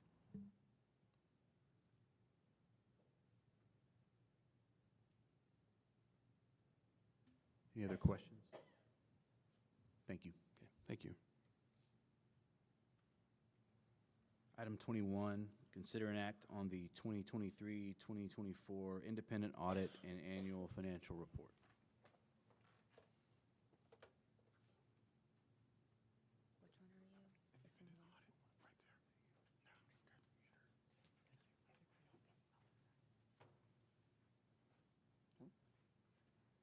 Good evening, Board of Trustees and Superintendent Cordell. You may recall that in the spring of 2024, the board approved an engagement with Hankins Eastup to conduct the independent audit for the district's financial statements. We began the interim work in late June, early July, and then they were on site for the field work at the end of August, and wrapped up the field work and the final annual report through the month of September. Previously, you were used to having Mr. Carl Deaton here to present the final report. He decided that this year he wanted to kind of scale back a little bit and ease into retirement. So we have the pleasure of having the CEO of the firm be with us to actually conduct the audit in August and September, and then here with us tonight to present on the final audit report. It was a pleasure to have Dr. Scott Scarborough here with us through the end of August and communicating with him through the whole month of September. So we appreciate the collaboration and the coordination of completing the audit. Here is a list of his resume, very impressive resume. So tonight we have here to present on the final report, Dr. Scott Scarborough. So welcome. Thank you, Tom. It's so nice to meet all of you tonight. We're delighted to be here. Hankins and Eastup actually started in the 60s, which was the decade that I was born. So Carl has been auditing Texas public schools for about 44 years, so he decided to cut back a little bit this year. We audit 52 school districts in the state of Texas, ranging in size from 500 students to 35,000 students. So a good sample of what happens throughout the state. We're delighted to serve you. In all of those cases, we're typically asked to do three things: to audit the financial statements, to help the financial team of the district prepare the annual financial report, which is quite onerous, and to conduct a audit of the major federal programs each year. So that's what you have in front of you, the results of our work. What I'd like to do is three things. One, give you an overview of the financial statements. Even experienced auditors that join our firm take about 2 years to get accustomed to governmental financial statements. So that's not a small task to get comfortable, to be able to glean the information that you need out of those documents. I just want to give an overview to make that a little bit easier. Secondly, I'd like to cover some of the results of the audit, both on the financial statements and the audit of the major programs. And then lastly, to answer any questions that you have. It was a joy to work with Thomas and his staff. It's interesting right now. The environment is such that I personally do 5 June 30 audits and 5 August 31st audits. In the first 5 June 30 audits that I've done this year, I've had 3 CFOs leave in the middle of the audit. So I'm so appreciative for Thomas and his staff and the stability that they provide. And as you know, it's just a tremendous commitment of time and energy to do an annual audit like this. So thank you to Thomas and his staff. If I can get you to turn to the table of contents in page 3, just a quick overview.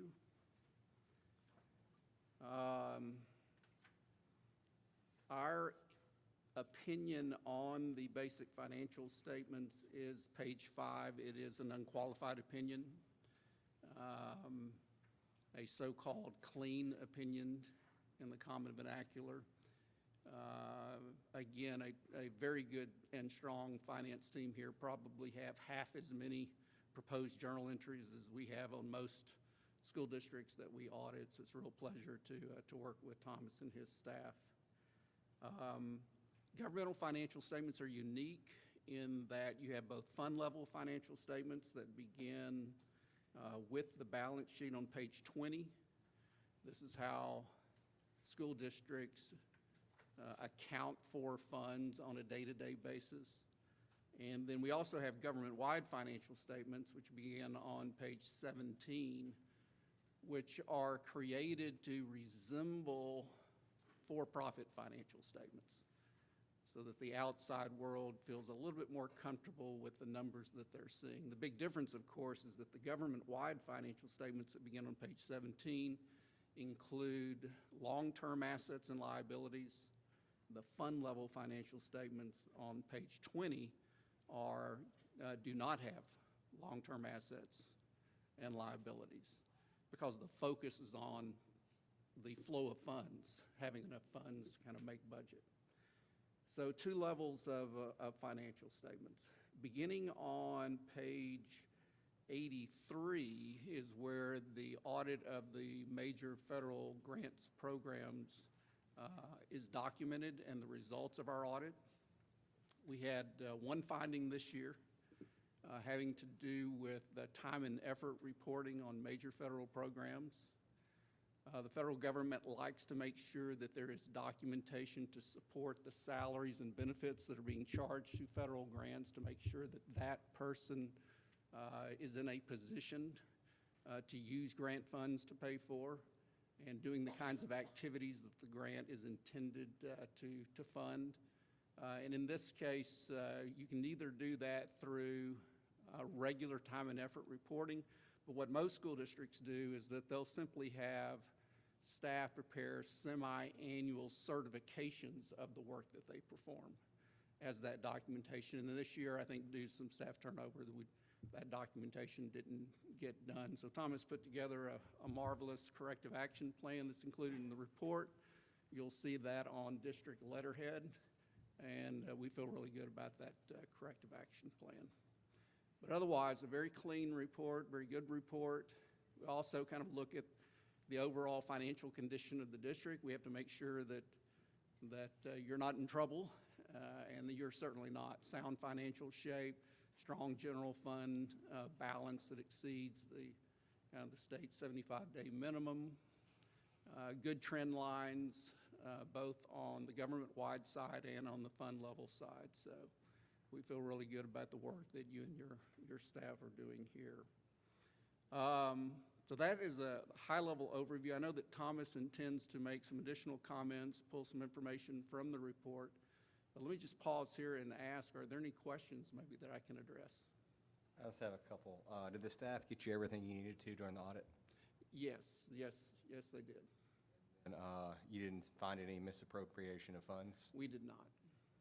And then one clarifying comment on page 17. It lists the Foundation for Lovejoy Schools, and I was a prior auditor, but basically that was for the private side. That's basically like FIN 46, a variable interest entity, where you don't necessarily have control of it, but you have to put it on the financials. Is that correct? Yes, and we actually, that is an audit actually that Carl Deaton did do. So we have a separate audit team that actually audits the foundation, then we include them as a discreetly presented component unit of the district. But that was a separate audit team that audited the foundation.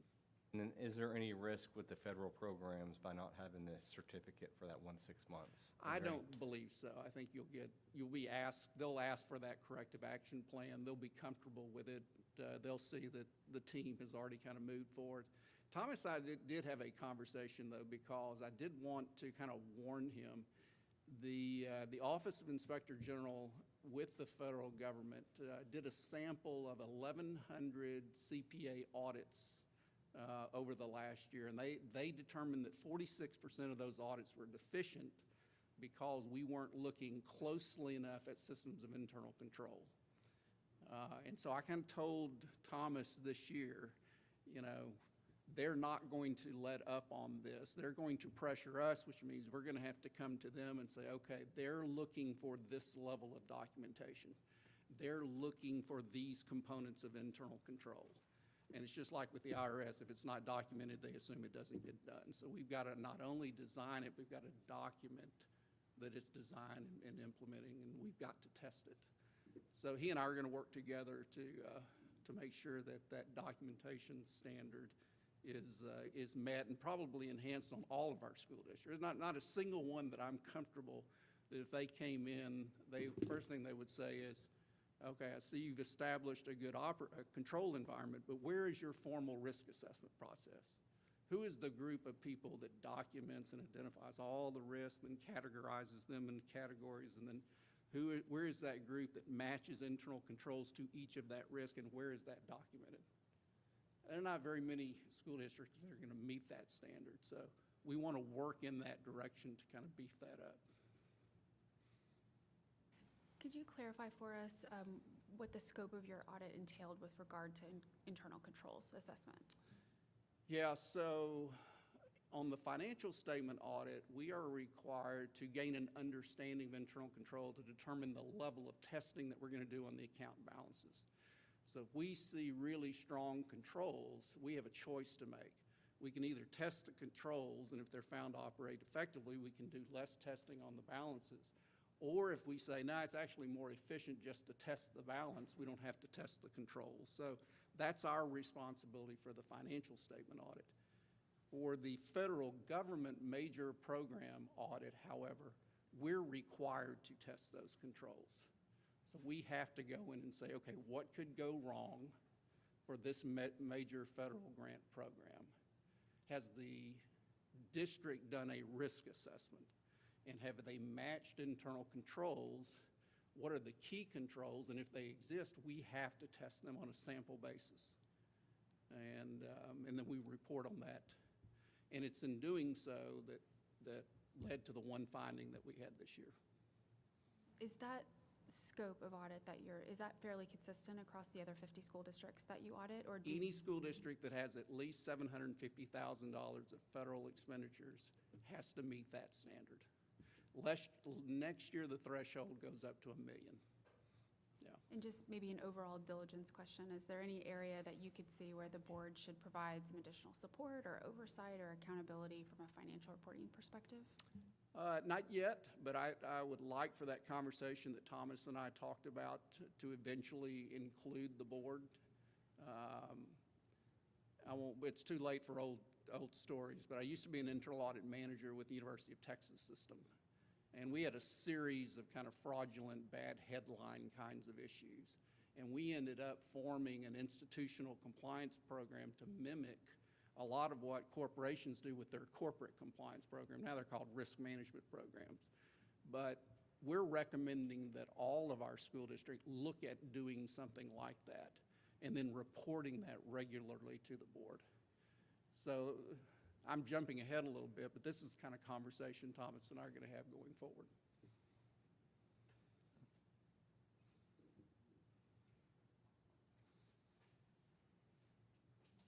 All right, so if there are no additional questions for Dr. Scarborough, before we move forward with considering an act on the approval of internal audit, like Dr. Scarborough mentioned, I do want to go through some additional information with you and share a presentation on kind of the year-end results and kind of then lead into how those year-end results then impact the current year 24-25 for the next agenda item. So if there's no more questions for Scott, Scott, thank you for being here with us tonight. Really appreciate your presentation. Thank you. Nice to meet all of you. You bet. And I did want to share also that Scott thanked me for all of the work in the team, and I do have our staff member, Director of Accounting and Budgeting here with us, Ms. Vicki Neff. I would not have been able to get through this audit. She led all the work. This is her first year with the district and her first audit, and she rocked it and was on top of it and really provided all the additional information. So Vicki, thank you very much for all your hard work on the audit. Okay. All right, so with that being said, I wanted to kind of just jump in and present on kind of just bridging what we presented as the anticipated year-end in June that the board approved to the audited financial results. So you see here we kind of have it broken out into two different parts. Kind of want to separate that out into like two separate talking points. So what we have here is on kind of the far right, the right green bar is additional state aid. That was a result of legislative action that occurred during the 87th legislative session. And then we have everything else. So when we're looking at kind of everything else here on the left, the three green bars, we're looking at an additional surplus resulting from the audit of roughly $826,000. And this is just associated with different things that we weren't aware of. Like, so from the revenue perspective, we do an annual audit where we have a law firm that reviews kind of the property value, the final property values from prior years, and then we don't find out what the results of that audit is until June or July.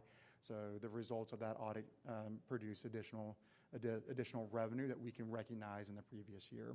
And then we have, continue to work with. Real quick, Tom, that would never go down though, because that's just if they find additional revenue. Yeah, exactly. It will never, they will do their initial review of it, and then they'll decide whether it's worthwhile pursuing. So if it's a negative, they're not going to pursue it. So it can only be a benefit to the district. And then it's just a continued efforts in the work, when it comes to the payroll and non-payroll expenses to improve fund balance, and then making decisions there at the end whether or not to execute on certain planned expenditures. So just thinking about and putting into perspective, the $826,000 additional surplus makes up about 2% of our general fund operating expenditures. So when we're looking at that additional revenue, that $1.1 million, so what this is tied to, as I mentioned, during the 87th legislative session, Senate Bill 12, they addressed the over 65 and disabled, and when they implemented in 2019 the tax compression, the maximum compressed rate, the over 65 community and the frozen levies were not benefiting from this. So this was a bill that was passed to address that. We were aware of this, that it was in the works, and that the law indicated that the tax assessors had to implement this during the 23 tax year, and that the agency had to develop a hold harm list to keep districts whole. So we were aware that this was in the works, and we knew this early on in the budgeting process. What we didn't realize is how they were going to determine where the revenue would sit. So we would have otherwise, without this without this law, we would have received the revenue in form of tax collection on the INS side. So because the compression, it reduced the INS revenue, so the TEA was working on developing a hold harmless to hold us harmless to ensure that we would get this revenue in order to service our debt. So we didn't anticipate this coming on the M&O side, and then later on, it ended up being on the M&O side. So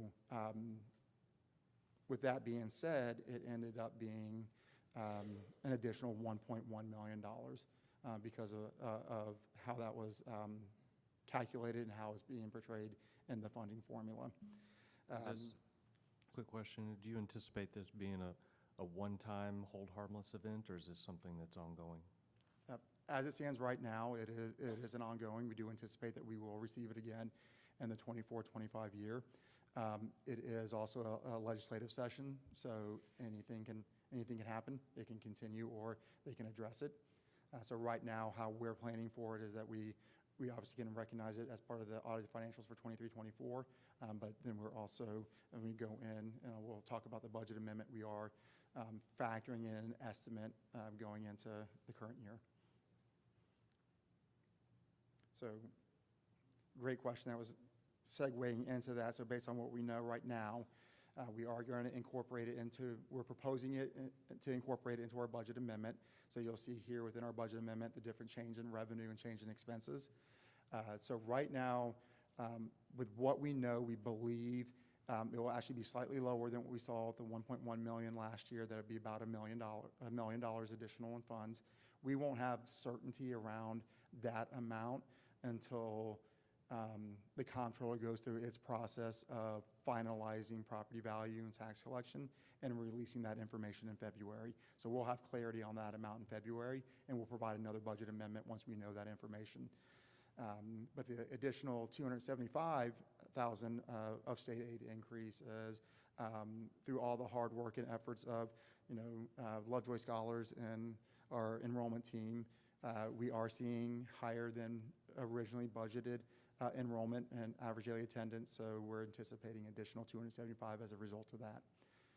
And then when we look at the local revenue, as you may recall, that one of our 2030 strategic plan and part of the Financial Sustainability Committee was to seek out revenue generating ideas.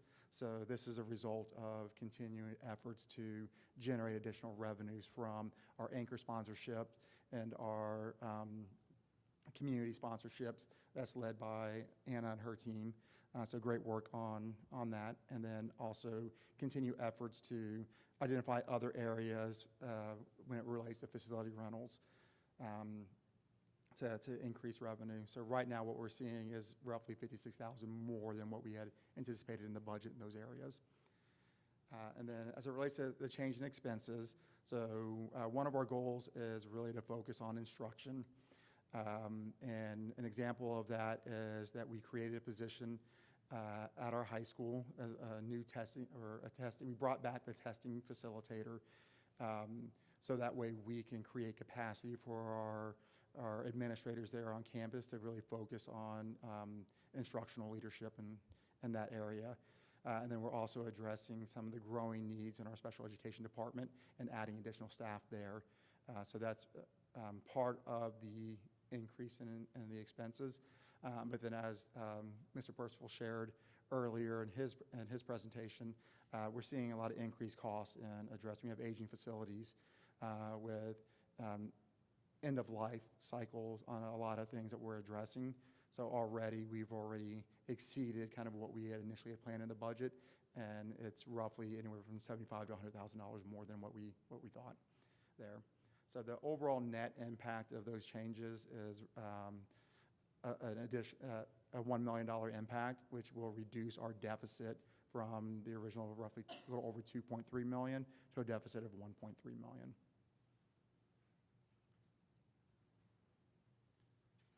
So here I kind of just wanted to walk you through and kind of share with you a breakout when we look at our funding and our expenditures from a per student basis and kind of comparing it to the state average. So when we're looking at the revenue, I'm only looking at governmental funding and what we're entitled to. So the entitlement is based off of our enrollment and our average daily attendance and how much we're entitled to. So this does not take into consideration, so when we're looking at our local revenue, I'm only looking at tax collection that is our local share of what we're entitled to. This does not include recapture compared to the state average. So if we look at, and the state average, so our numbers are based off a 24-25 budget, and the data that I was able to find at the state level was based off of 23-24 school year. But here you can see that our local revenue shares the largest burden of our entitlement versus the state average. These are our local revenue, does roughly $2,500 more than what the state average is. And then even looking at the state share, there's more on the state average side than there is here at Lovejoy. And then just overall total revenue, we know that the state is having funding challenges right now, and we're well below that state average, which just means that it just exacerbates our challenges here at Lovejoy. So when we're looking at like the difference between what is total net versus current budget net, so when I'm looking only at our expenditures and the entitlement and governmental funding, we have a net deficit per student of $990 versus, so what that means is that our revenue generation and the work that we've done with the Financial Sustainability Committee and trying to generate additional revenues locally makes up $660 per student. So that is our investment income, that's our facility rentals, that's our transportation fees, that's our Lovejoy Scholars registration, that's LCDC tuition and things of that nature. But even looking at the total revenue, the net difference between state average and Lovejoy, that is $690 per student, which equates to about $2.7 million of revenue that could help support our programs, our staff, and things of that nature. So just a huge discrepancy between the state average and kind of what we receive on an annual basis. What's causing the $700 deficit between the state revenue and our local? Yeah, it's a lot. A lot has to do with special populations. So when you're thinking about, there are a lot of large districts across the state that have higher free and reduced, low socioeconomic. They may have larger SPED programs. I mean, we have large programs with students that have equal amount of needs that need to be addressed, but that's probably the largest discrepancy there. And just to put things in perspective also, from a recapture perspective, we're sending back $227 per student in recapture.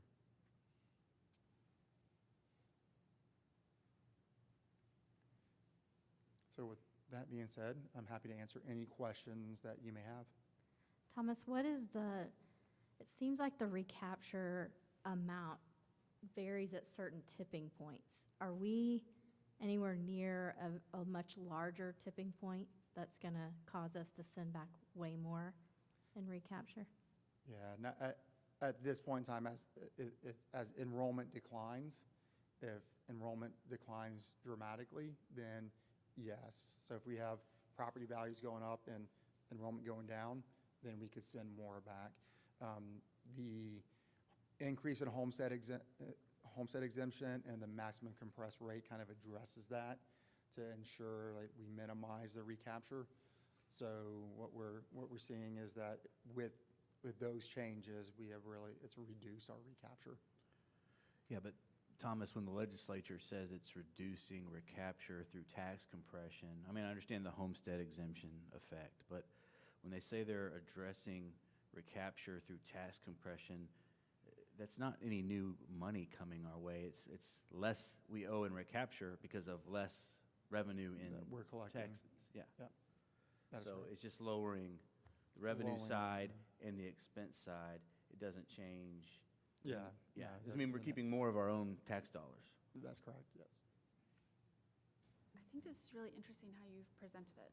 because I think this tells a really important story about the required expenditures that we have in Lovejoy to meet our instructional goals versus what we're receiving in state aid. I think that's really important. And then also looking at how much you're making up of that deficit just with all of the important work that's happening. And parents, that's where your fees are going, right, to make that up, right? I think that's important. And then that budget net there, that even though it's a negative, we're using that fund balance that we've accumulated so carefully over the last several years, correct? So this is not a representation of us being in debt. This is a use of our fund balance that we've collected. Is that correct? That's correct. Yep. Thomas, good job for you and your team on the audit. I know those are never fun, but it's nice to finally get an unqualified opinion and be done with it. Yep, thank you. If there's not any additional questions, I consider a motion to approve the audit and annual financial report. I move that we consider an act on the 2023-2024 independent audit and annual financial report to accept it. So moved, Julie McLaughlin. Second. Second, Jason Janes. All those in favor? All those opposed? Report's approved. Okay, Thomas, now you get to go to number 22, consider an act on 2024-2025 budget amendment number 1. Yep. So I just presented that to you as far as the changes in there. So it would be the recommendation that the board consider approval of budget amendment 1. I had a couple of small questions, and you answered one of them, that you are including the additional testing facilitator at the high school, right? That's correct, yes. And then this is including the additional facility rentals that you've collected as well as your projected trend over the rest of the year, or just what we've collected to date? Yeah, so right now with facility rentals, we're not projecting any additional. These are what's been collected as a result of the anchor sponsors and community sponsorships. And then what's your enrollment increase? Is that about 60 students that we're adding in? Yes? Yeah, Okay. it's about 60, and I do a projection just based off of historical trends on, like, we don't anticipate that we're going to keep all 60 throughout the year, and then fluctuations in attendance. Okay. And you also explained my question I was going to ask you on the maintenance, or Kyle did when he went through all of the required maintenance. And then it looks like we purchased a piece of software. Is that right? If I'm seeing some of the increases here? Yes, I think there was a software renewal that we initially, I believe it was a miss in the budget that we were accounting for. They get you on those renewals. And then the $16,000 that we approved earlier for the drone expense would be included in this budget amendment as well? I'll have to double check and see. I think it does, but I don't want to say for certain. I'll double check and get back to you. So one point of clarification on the gap between the 330 and the 9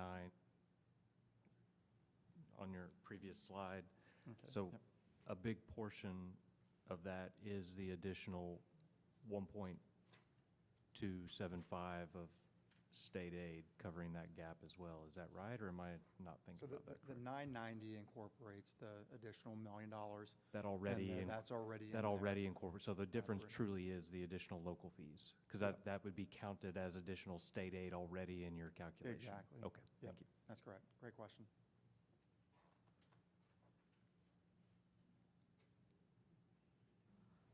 Accepting the motion. I move that we consider an act on the 2024-2025 budget amendment 1 as presented. So moved, Julie McLaughlin. Second. Second, is that Marvin Bubba down there? All those in favor? Aye. All those opposed?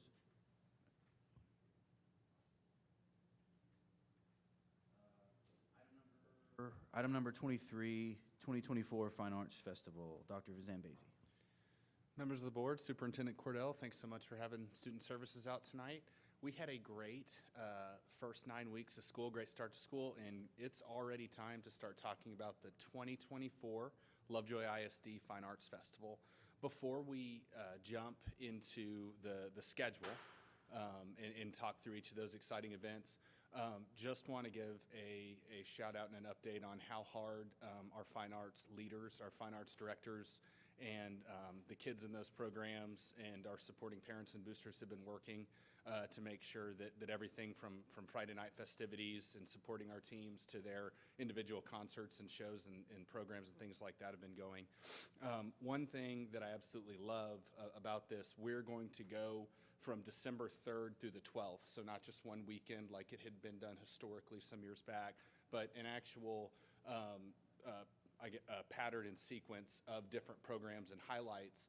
And what you're going to see, in addition to the decorations all around the high school foyer and in the auditorium area, what you're going to see is just a true example of both really impressive shows, but within that, you'll be able to see vertical alignment for our programs, from our elementary students to our intermediate to middle school to obviously our varsity and high school programs. And so it's really an exemplification of our vertical alignment and the growth that we've been talking a lot about growth tonight that happens in our students from a fine arts perspective. And so without further ado, to kick off on December 3rd, there's a partnership between Dance and Color Guard. Our showcase is December 3rd at 6:30 p.m. All of these shows, except for the art gallery, will be in the high school auditorium. All of these events are free for the community, and it's a chance for us to come out and celebrate all things Lovejoy and support our kids and see that vertical alignment within our fine arts program. In addition to Color Garden Dance with that showcase on the 3rd, Lovejoy Visual Arts, LJVA, the K through 12 Evolution Gallery, their big opening night is December 5th. And then every night after that, the gallery is open from a come and go process to see the gallery. And in that K through 12 evolution is really exciting to see because they'll have everything from elementary, and they do a really good job of pinpointing the skills and building those all the way up to our really advanced artwork that they show off to.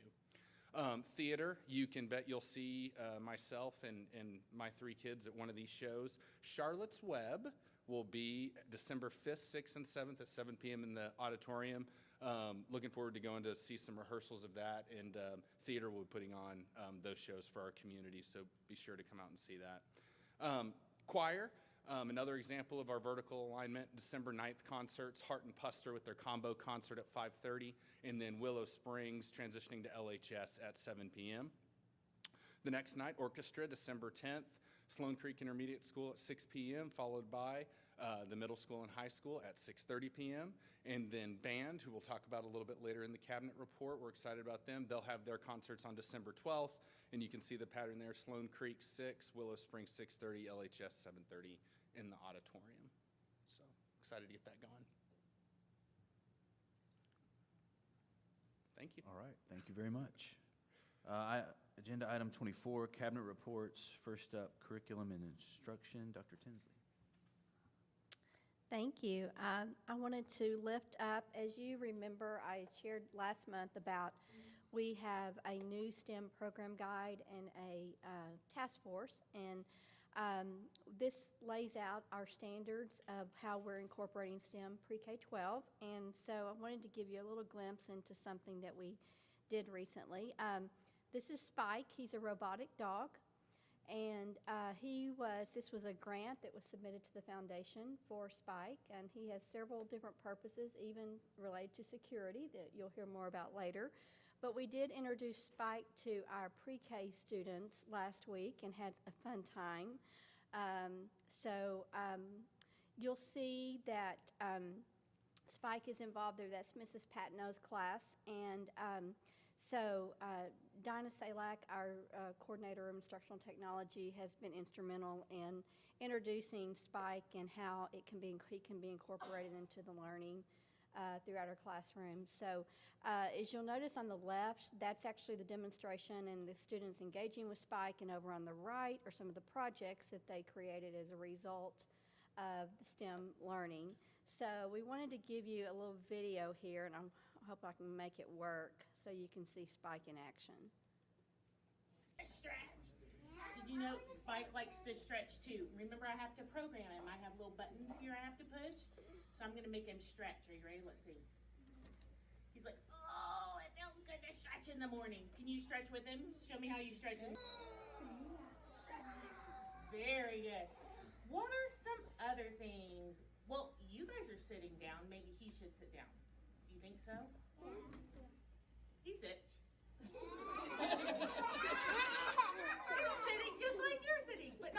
across like you guys are sitting. And then I guess he has to stand back up, right?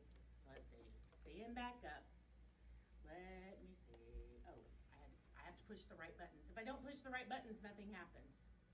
So, let's see. What else can he do? Oh, he can walk. He can walk. Okay, do you want to see one of his really special things? Yeah. He can jump. Oh, you want to see him jump? Okay. All right, he's going to jump that way. Don't get scared. He won't hit you. He can't jump that far. Right? Okay, are you ready? Yeah. Here he goes. Whee! Oh. Your hands. Oh, wait a second. Did Simon say it? No. Let's see. Let's try again. Simon says spin around. Like, he laid down. Simon says stand up. Sit.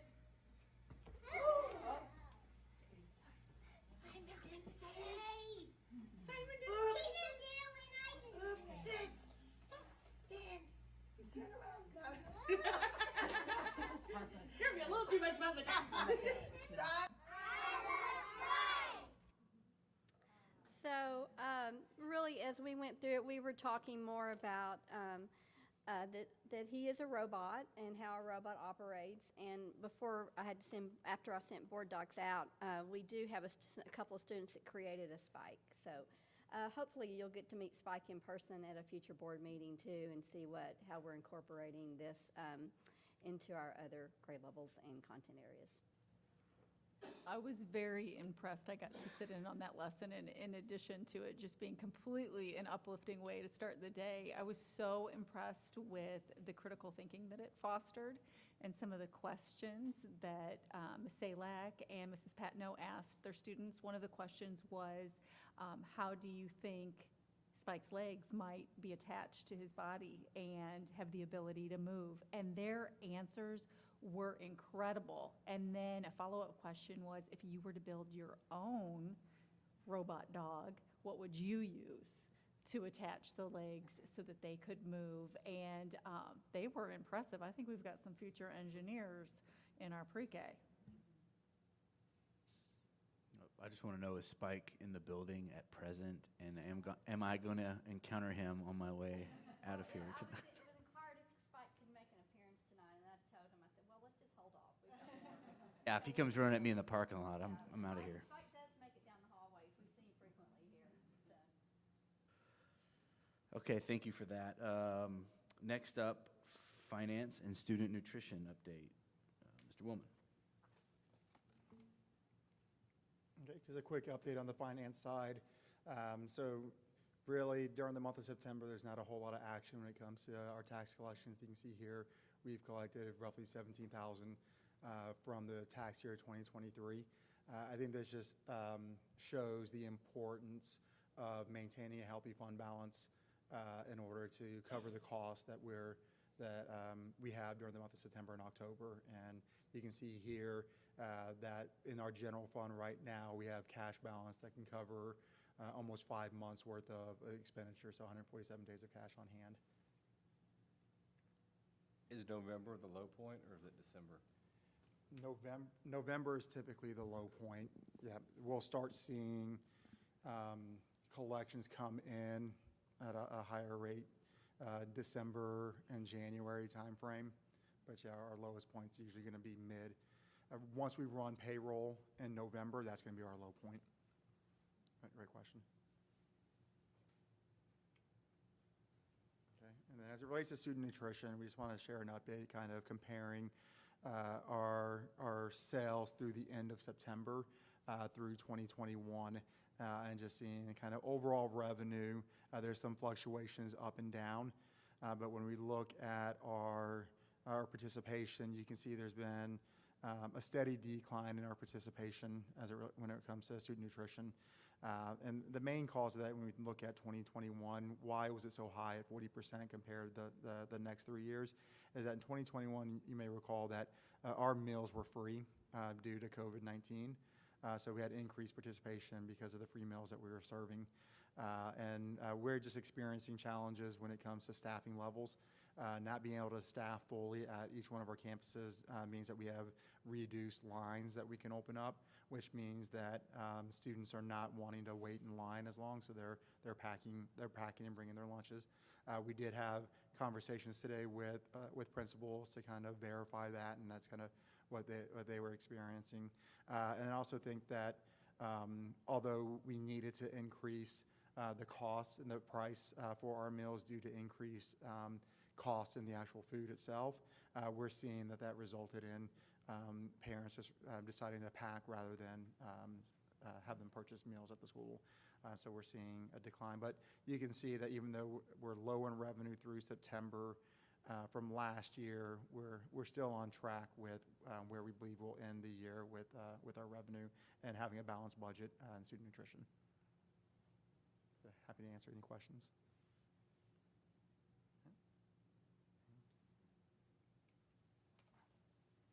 Thank you. Next up, Human Resources and Communications. Ms. Koenig. Good evening. This is something I'm super, super excited about. It's talking to you about Nationally Board Certification. Basically, National Board Certification it just recognizes great teaching.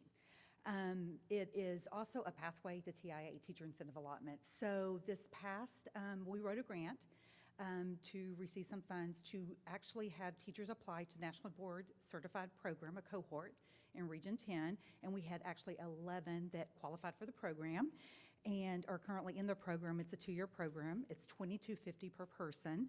So I'm going to talk to you just a little bit about that, but wanted to kind of clarify that. So as I said, it's a 2-year program. The requirements, I mean, you had to do an application process. You had to go through an interview process. You meet on Saturdays once a month. You form a mentor group. There's a lot of, you have portfolio, you video yourself, quite a few assessments. There's 4 modules you have to pass in order to get nationally board certified. The program was actually designed to develop, retain, and recognize accomplished teachers and to generate just ongoing improvement. It is that master teacher is what it develops. It is the highest certification a teacher may obtain, and it's also the most respected one. In fact, most states, well, not most, some states use this as their certification program instead of going through a separate state certification like we do for Texas. So it's nationally recognized there. Also, teachers must exhibit the deep understanding of their students, content knowledge, use of data, assessments, and just best teaching practices there. They also have to participate in learning communities, and so it's a collaborative process that they do, and it's just ongoing reflection and just great quality teaching there. So, and then as they get into the 5 core propositions, this is kind of the basis of the program. What are teachers, are they committed to their students and their learning? Do they know their subject and their content area at the level that they should? The rigor, is it there? Also, managing and monitoring students is another part of those propositions. Do they think systematically about their practice and their craft? Are they developing their craft there? And are they members of professional learning communities, which that's something here in Lovejoy that has been a goal of ours for the past couple of years here. And many of you ask, how does the National Board Certification impact Lovejoy? As I said, we have 11 teachers in the program. We are hoping that as they become master teachers, this truly impacts student success. The program, the way that it works, 90% of as a teacher completes the program, the 2-year program, goes through the portfolio, the assessments, passes the 4 modules, and they can receive a recognized distinction on their certification, okay? And this leads to TIA funds. The average TIA funds are between $3,000 and $9,000. Ours here are about 4. That's just kind of the average, depends if you're the high school, elementary there. It's just another way for us to support teacher compensation and encourage them to do this. 90% of those funds that the teacher receives, so if they get $4,000, 90% of that goes to the teacher, 10% goes to the district, and we can reinvest those funds. So with 11 teachers, that's $4,400. That basically will support 2 more teachers. So we pay for the $22.50 for them to do the program through the cohort in Region 10, and then they pay for the modules, which is $450 per teacher. So they have to be highly committed to the program. And we're super, super excited we had that many apply. I was surprised. We expected when we rolled this out back in early spring, we were hoping for 3, 5 maybe, and 11 went through the process and were accepted into the program. So we're just super proud of them and want to do anything we can to help support them and the program there. It may not be a bad idea to, if you have any teachers that the reason they're not wanting to do it for the $450, I imagine if they wrote a grant to the foundation. And one thing that we learned is we're going to write a bigger grant for next year, just because we did not know. And the program through Region 10 is actually kind of it was evolving a little bit, so the price actually went up from the time we wrote the grant to the time we got the funds and those types of things. So we're going to work a little bit more diligently with them as they were developing the cohorts, so we can perhaps provide more. I mean, I would love to do it because we're not going to get these funds for 2 years. So, and I would love to do for at least 20 teachers and get them in the program. We've had a high interest level, and since we've had these 11 teachers participate, I've had other teachers reach out to me and ask. I just wouldn't want a teacher not to do it because Right, of $450. exactly. Yeah, I agree. Questions about that?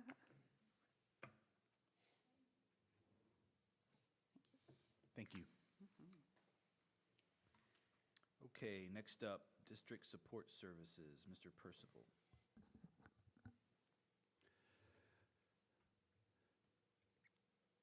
So just a quick rundown of district support services and some of the areas here in and around the district since our last time together in September. As mentioned before earlier this evening, we did complete a geothermal leak repair on a well over at the high school. So that was successfully taken care of during fall break. I also mentioned earlier that we did have a complete HVAC replacement that happened over at the Lovejoy High School campus back in the multipurpose building. We were able, over this past weekend, to complete carpeting and adding some acoustical panels in the black box theater that's utilized not for a black box theater, over at Sloan Creek for the orchestra students to help mitigate with sound. So that was completed by end of day Saturday, and so when they came back to campus today, they had fresh carpet and some new acoustic panels that we were able to harvest from the Lovejoy Elementary gym that's now utilized as the wrestling room. And then just as a quick plug, if you know a good electrician that would love to come to Lovejoy and partner with us, maybe even come on as a full-time electrician, we're looking. So keep that in mind if you run across somebody or maybe you know somebody.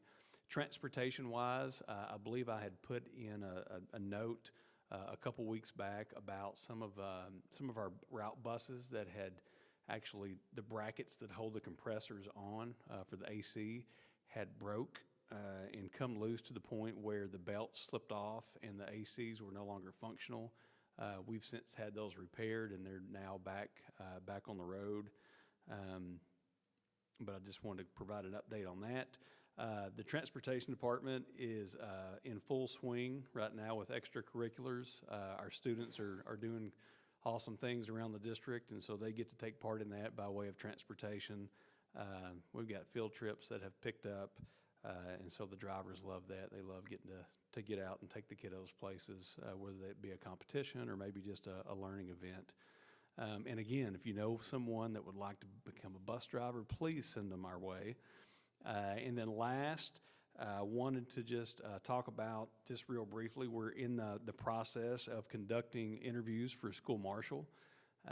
We've had some really strong candidates that have applied for that position. We're in the process and going into what I think will be our final rounds of interviews, and so we hope to have those complete by maybe mid to late week next week. So that's exciting news. And then the last thing I wanted to mention is that, I know today is National First Responder Appreciation Day. This Friday night at the football game, we're going to recognize first responders, and so we've invited our local first responders to attend. There'll be a tent set up down in the south end zone, and Dr. Zambezi and his team are are working to help make that a special night for those that are able to come out. So we just wanted to make sure we update you guys on that. Any questions that I can answer for by way of district support services? Thank you. Okay, last up in terms of the cabinet reports, athletic and fine arts updates, Dr. Zambezi. All right. Exciting time of year because we have numerous sports that are about to start their exciting seasons, and then we have our teams that are gearing up for the playoffs or further into the postseason that we'll talk about right now. So, really exciting time of year as the weather changes. And so, first up, varsity football update. They are 5-1 in district. We lost a heartbreaker the other night. Really exciting game at Prosper Stadium against Prosper Walnut Grove. But, you know, back to us, 5-1, 2 games left to play. Kids are doing a great job. You can see improvement every week, have great leadership with our coaches, and so they're doing things where they develop them on and off the field. 2 games left senior night, Denison at home on Friday. Love to see you there. And then we'll finish up with Frisco Memorial on the road at the Star. As the team looks, you know, to take it one game at a time, if you want to kind of know how it's shaping up with our 1 district loss, that puts us in a tie for first right now, and Prosper Walnut Grove actually plays Melissa on Friday. And so if you watch that game, that has playoff implications. But if we take care of business, it's looking like a home playoff game. But again, we'll focus on Denison and talk about that in a few weeks.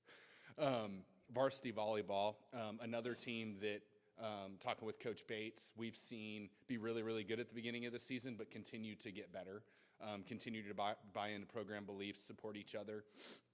They finish up with Sherman at home on Tuesday for their last district game. They are undefeated, recently beat Melissa in a really close game. I think it went to five sets, right? And so won the match against Melissa, undefeated in district, carrying that momentum into the playoffs. First playoff game will be November 5th. Talking with Coach Bates recently, this playoff push, they're looking to go secure hopefully their 11th UIL state championship in volleyball. So that'd be pretty impressive. Varsity team tennis actually finished up their season since we met last. Great heart and great dedication. Second place finish in district overall.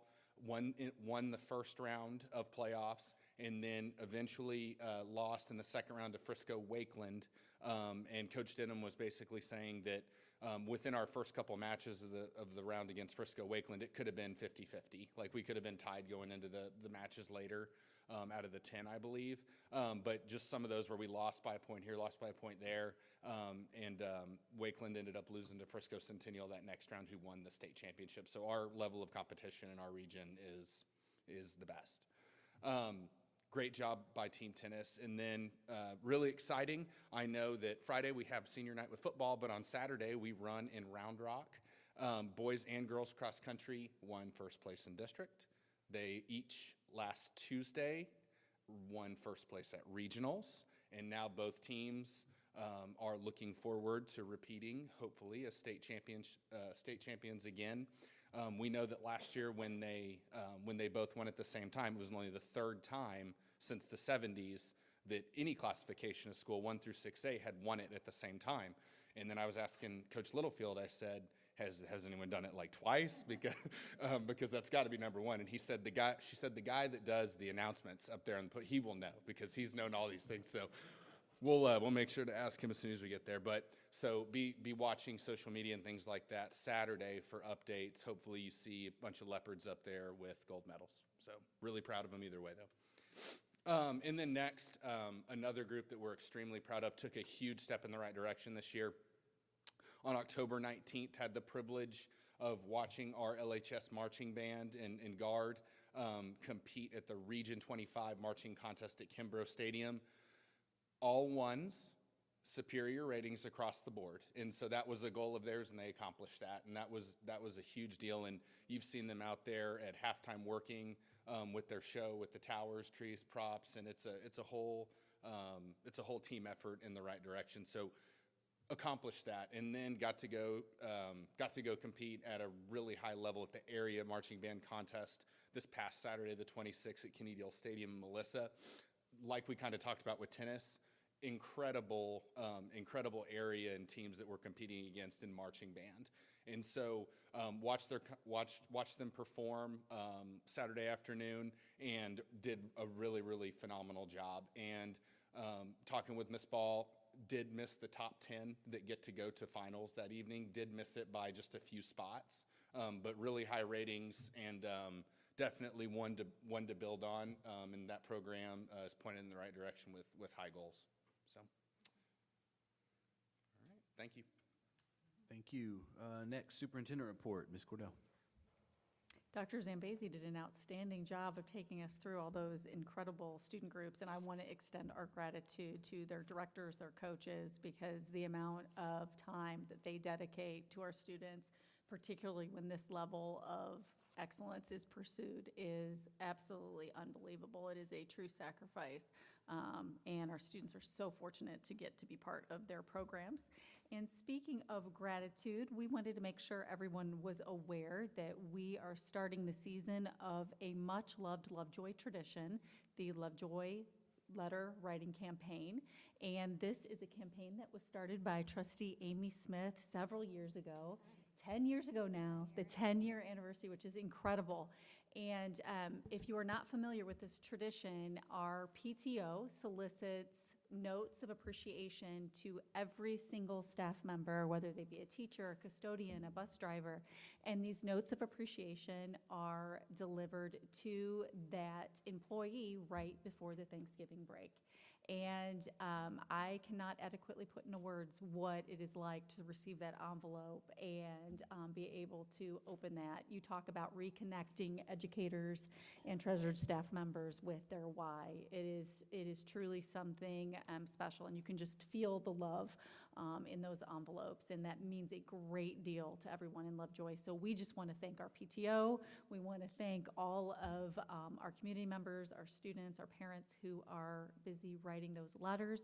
And I've been asked to remind everyone that those are due on November 15th. And as long as they are labeled well with who that note is intended for, you can drop them off at any Lovejoy school or here at the administration building as well.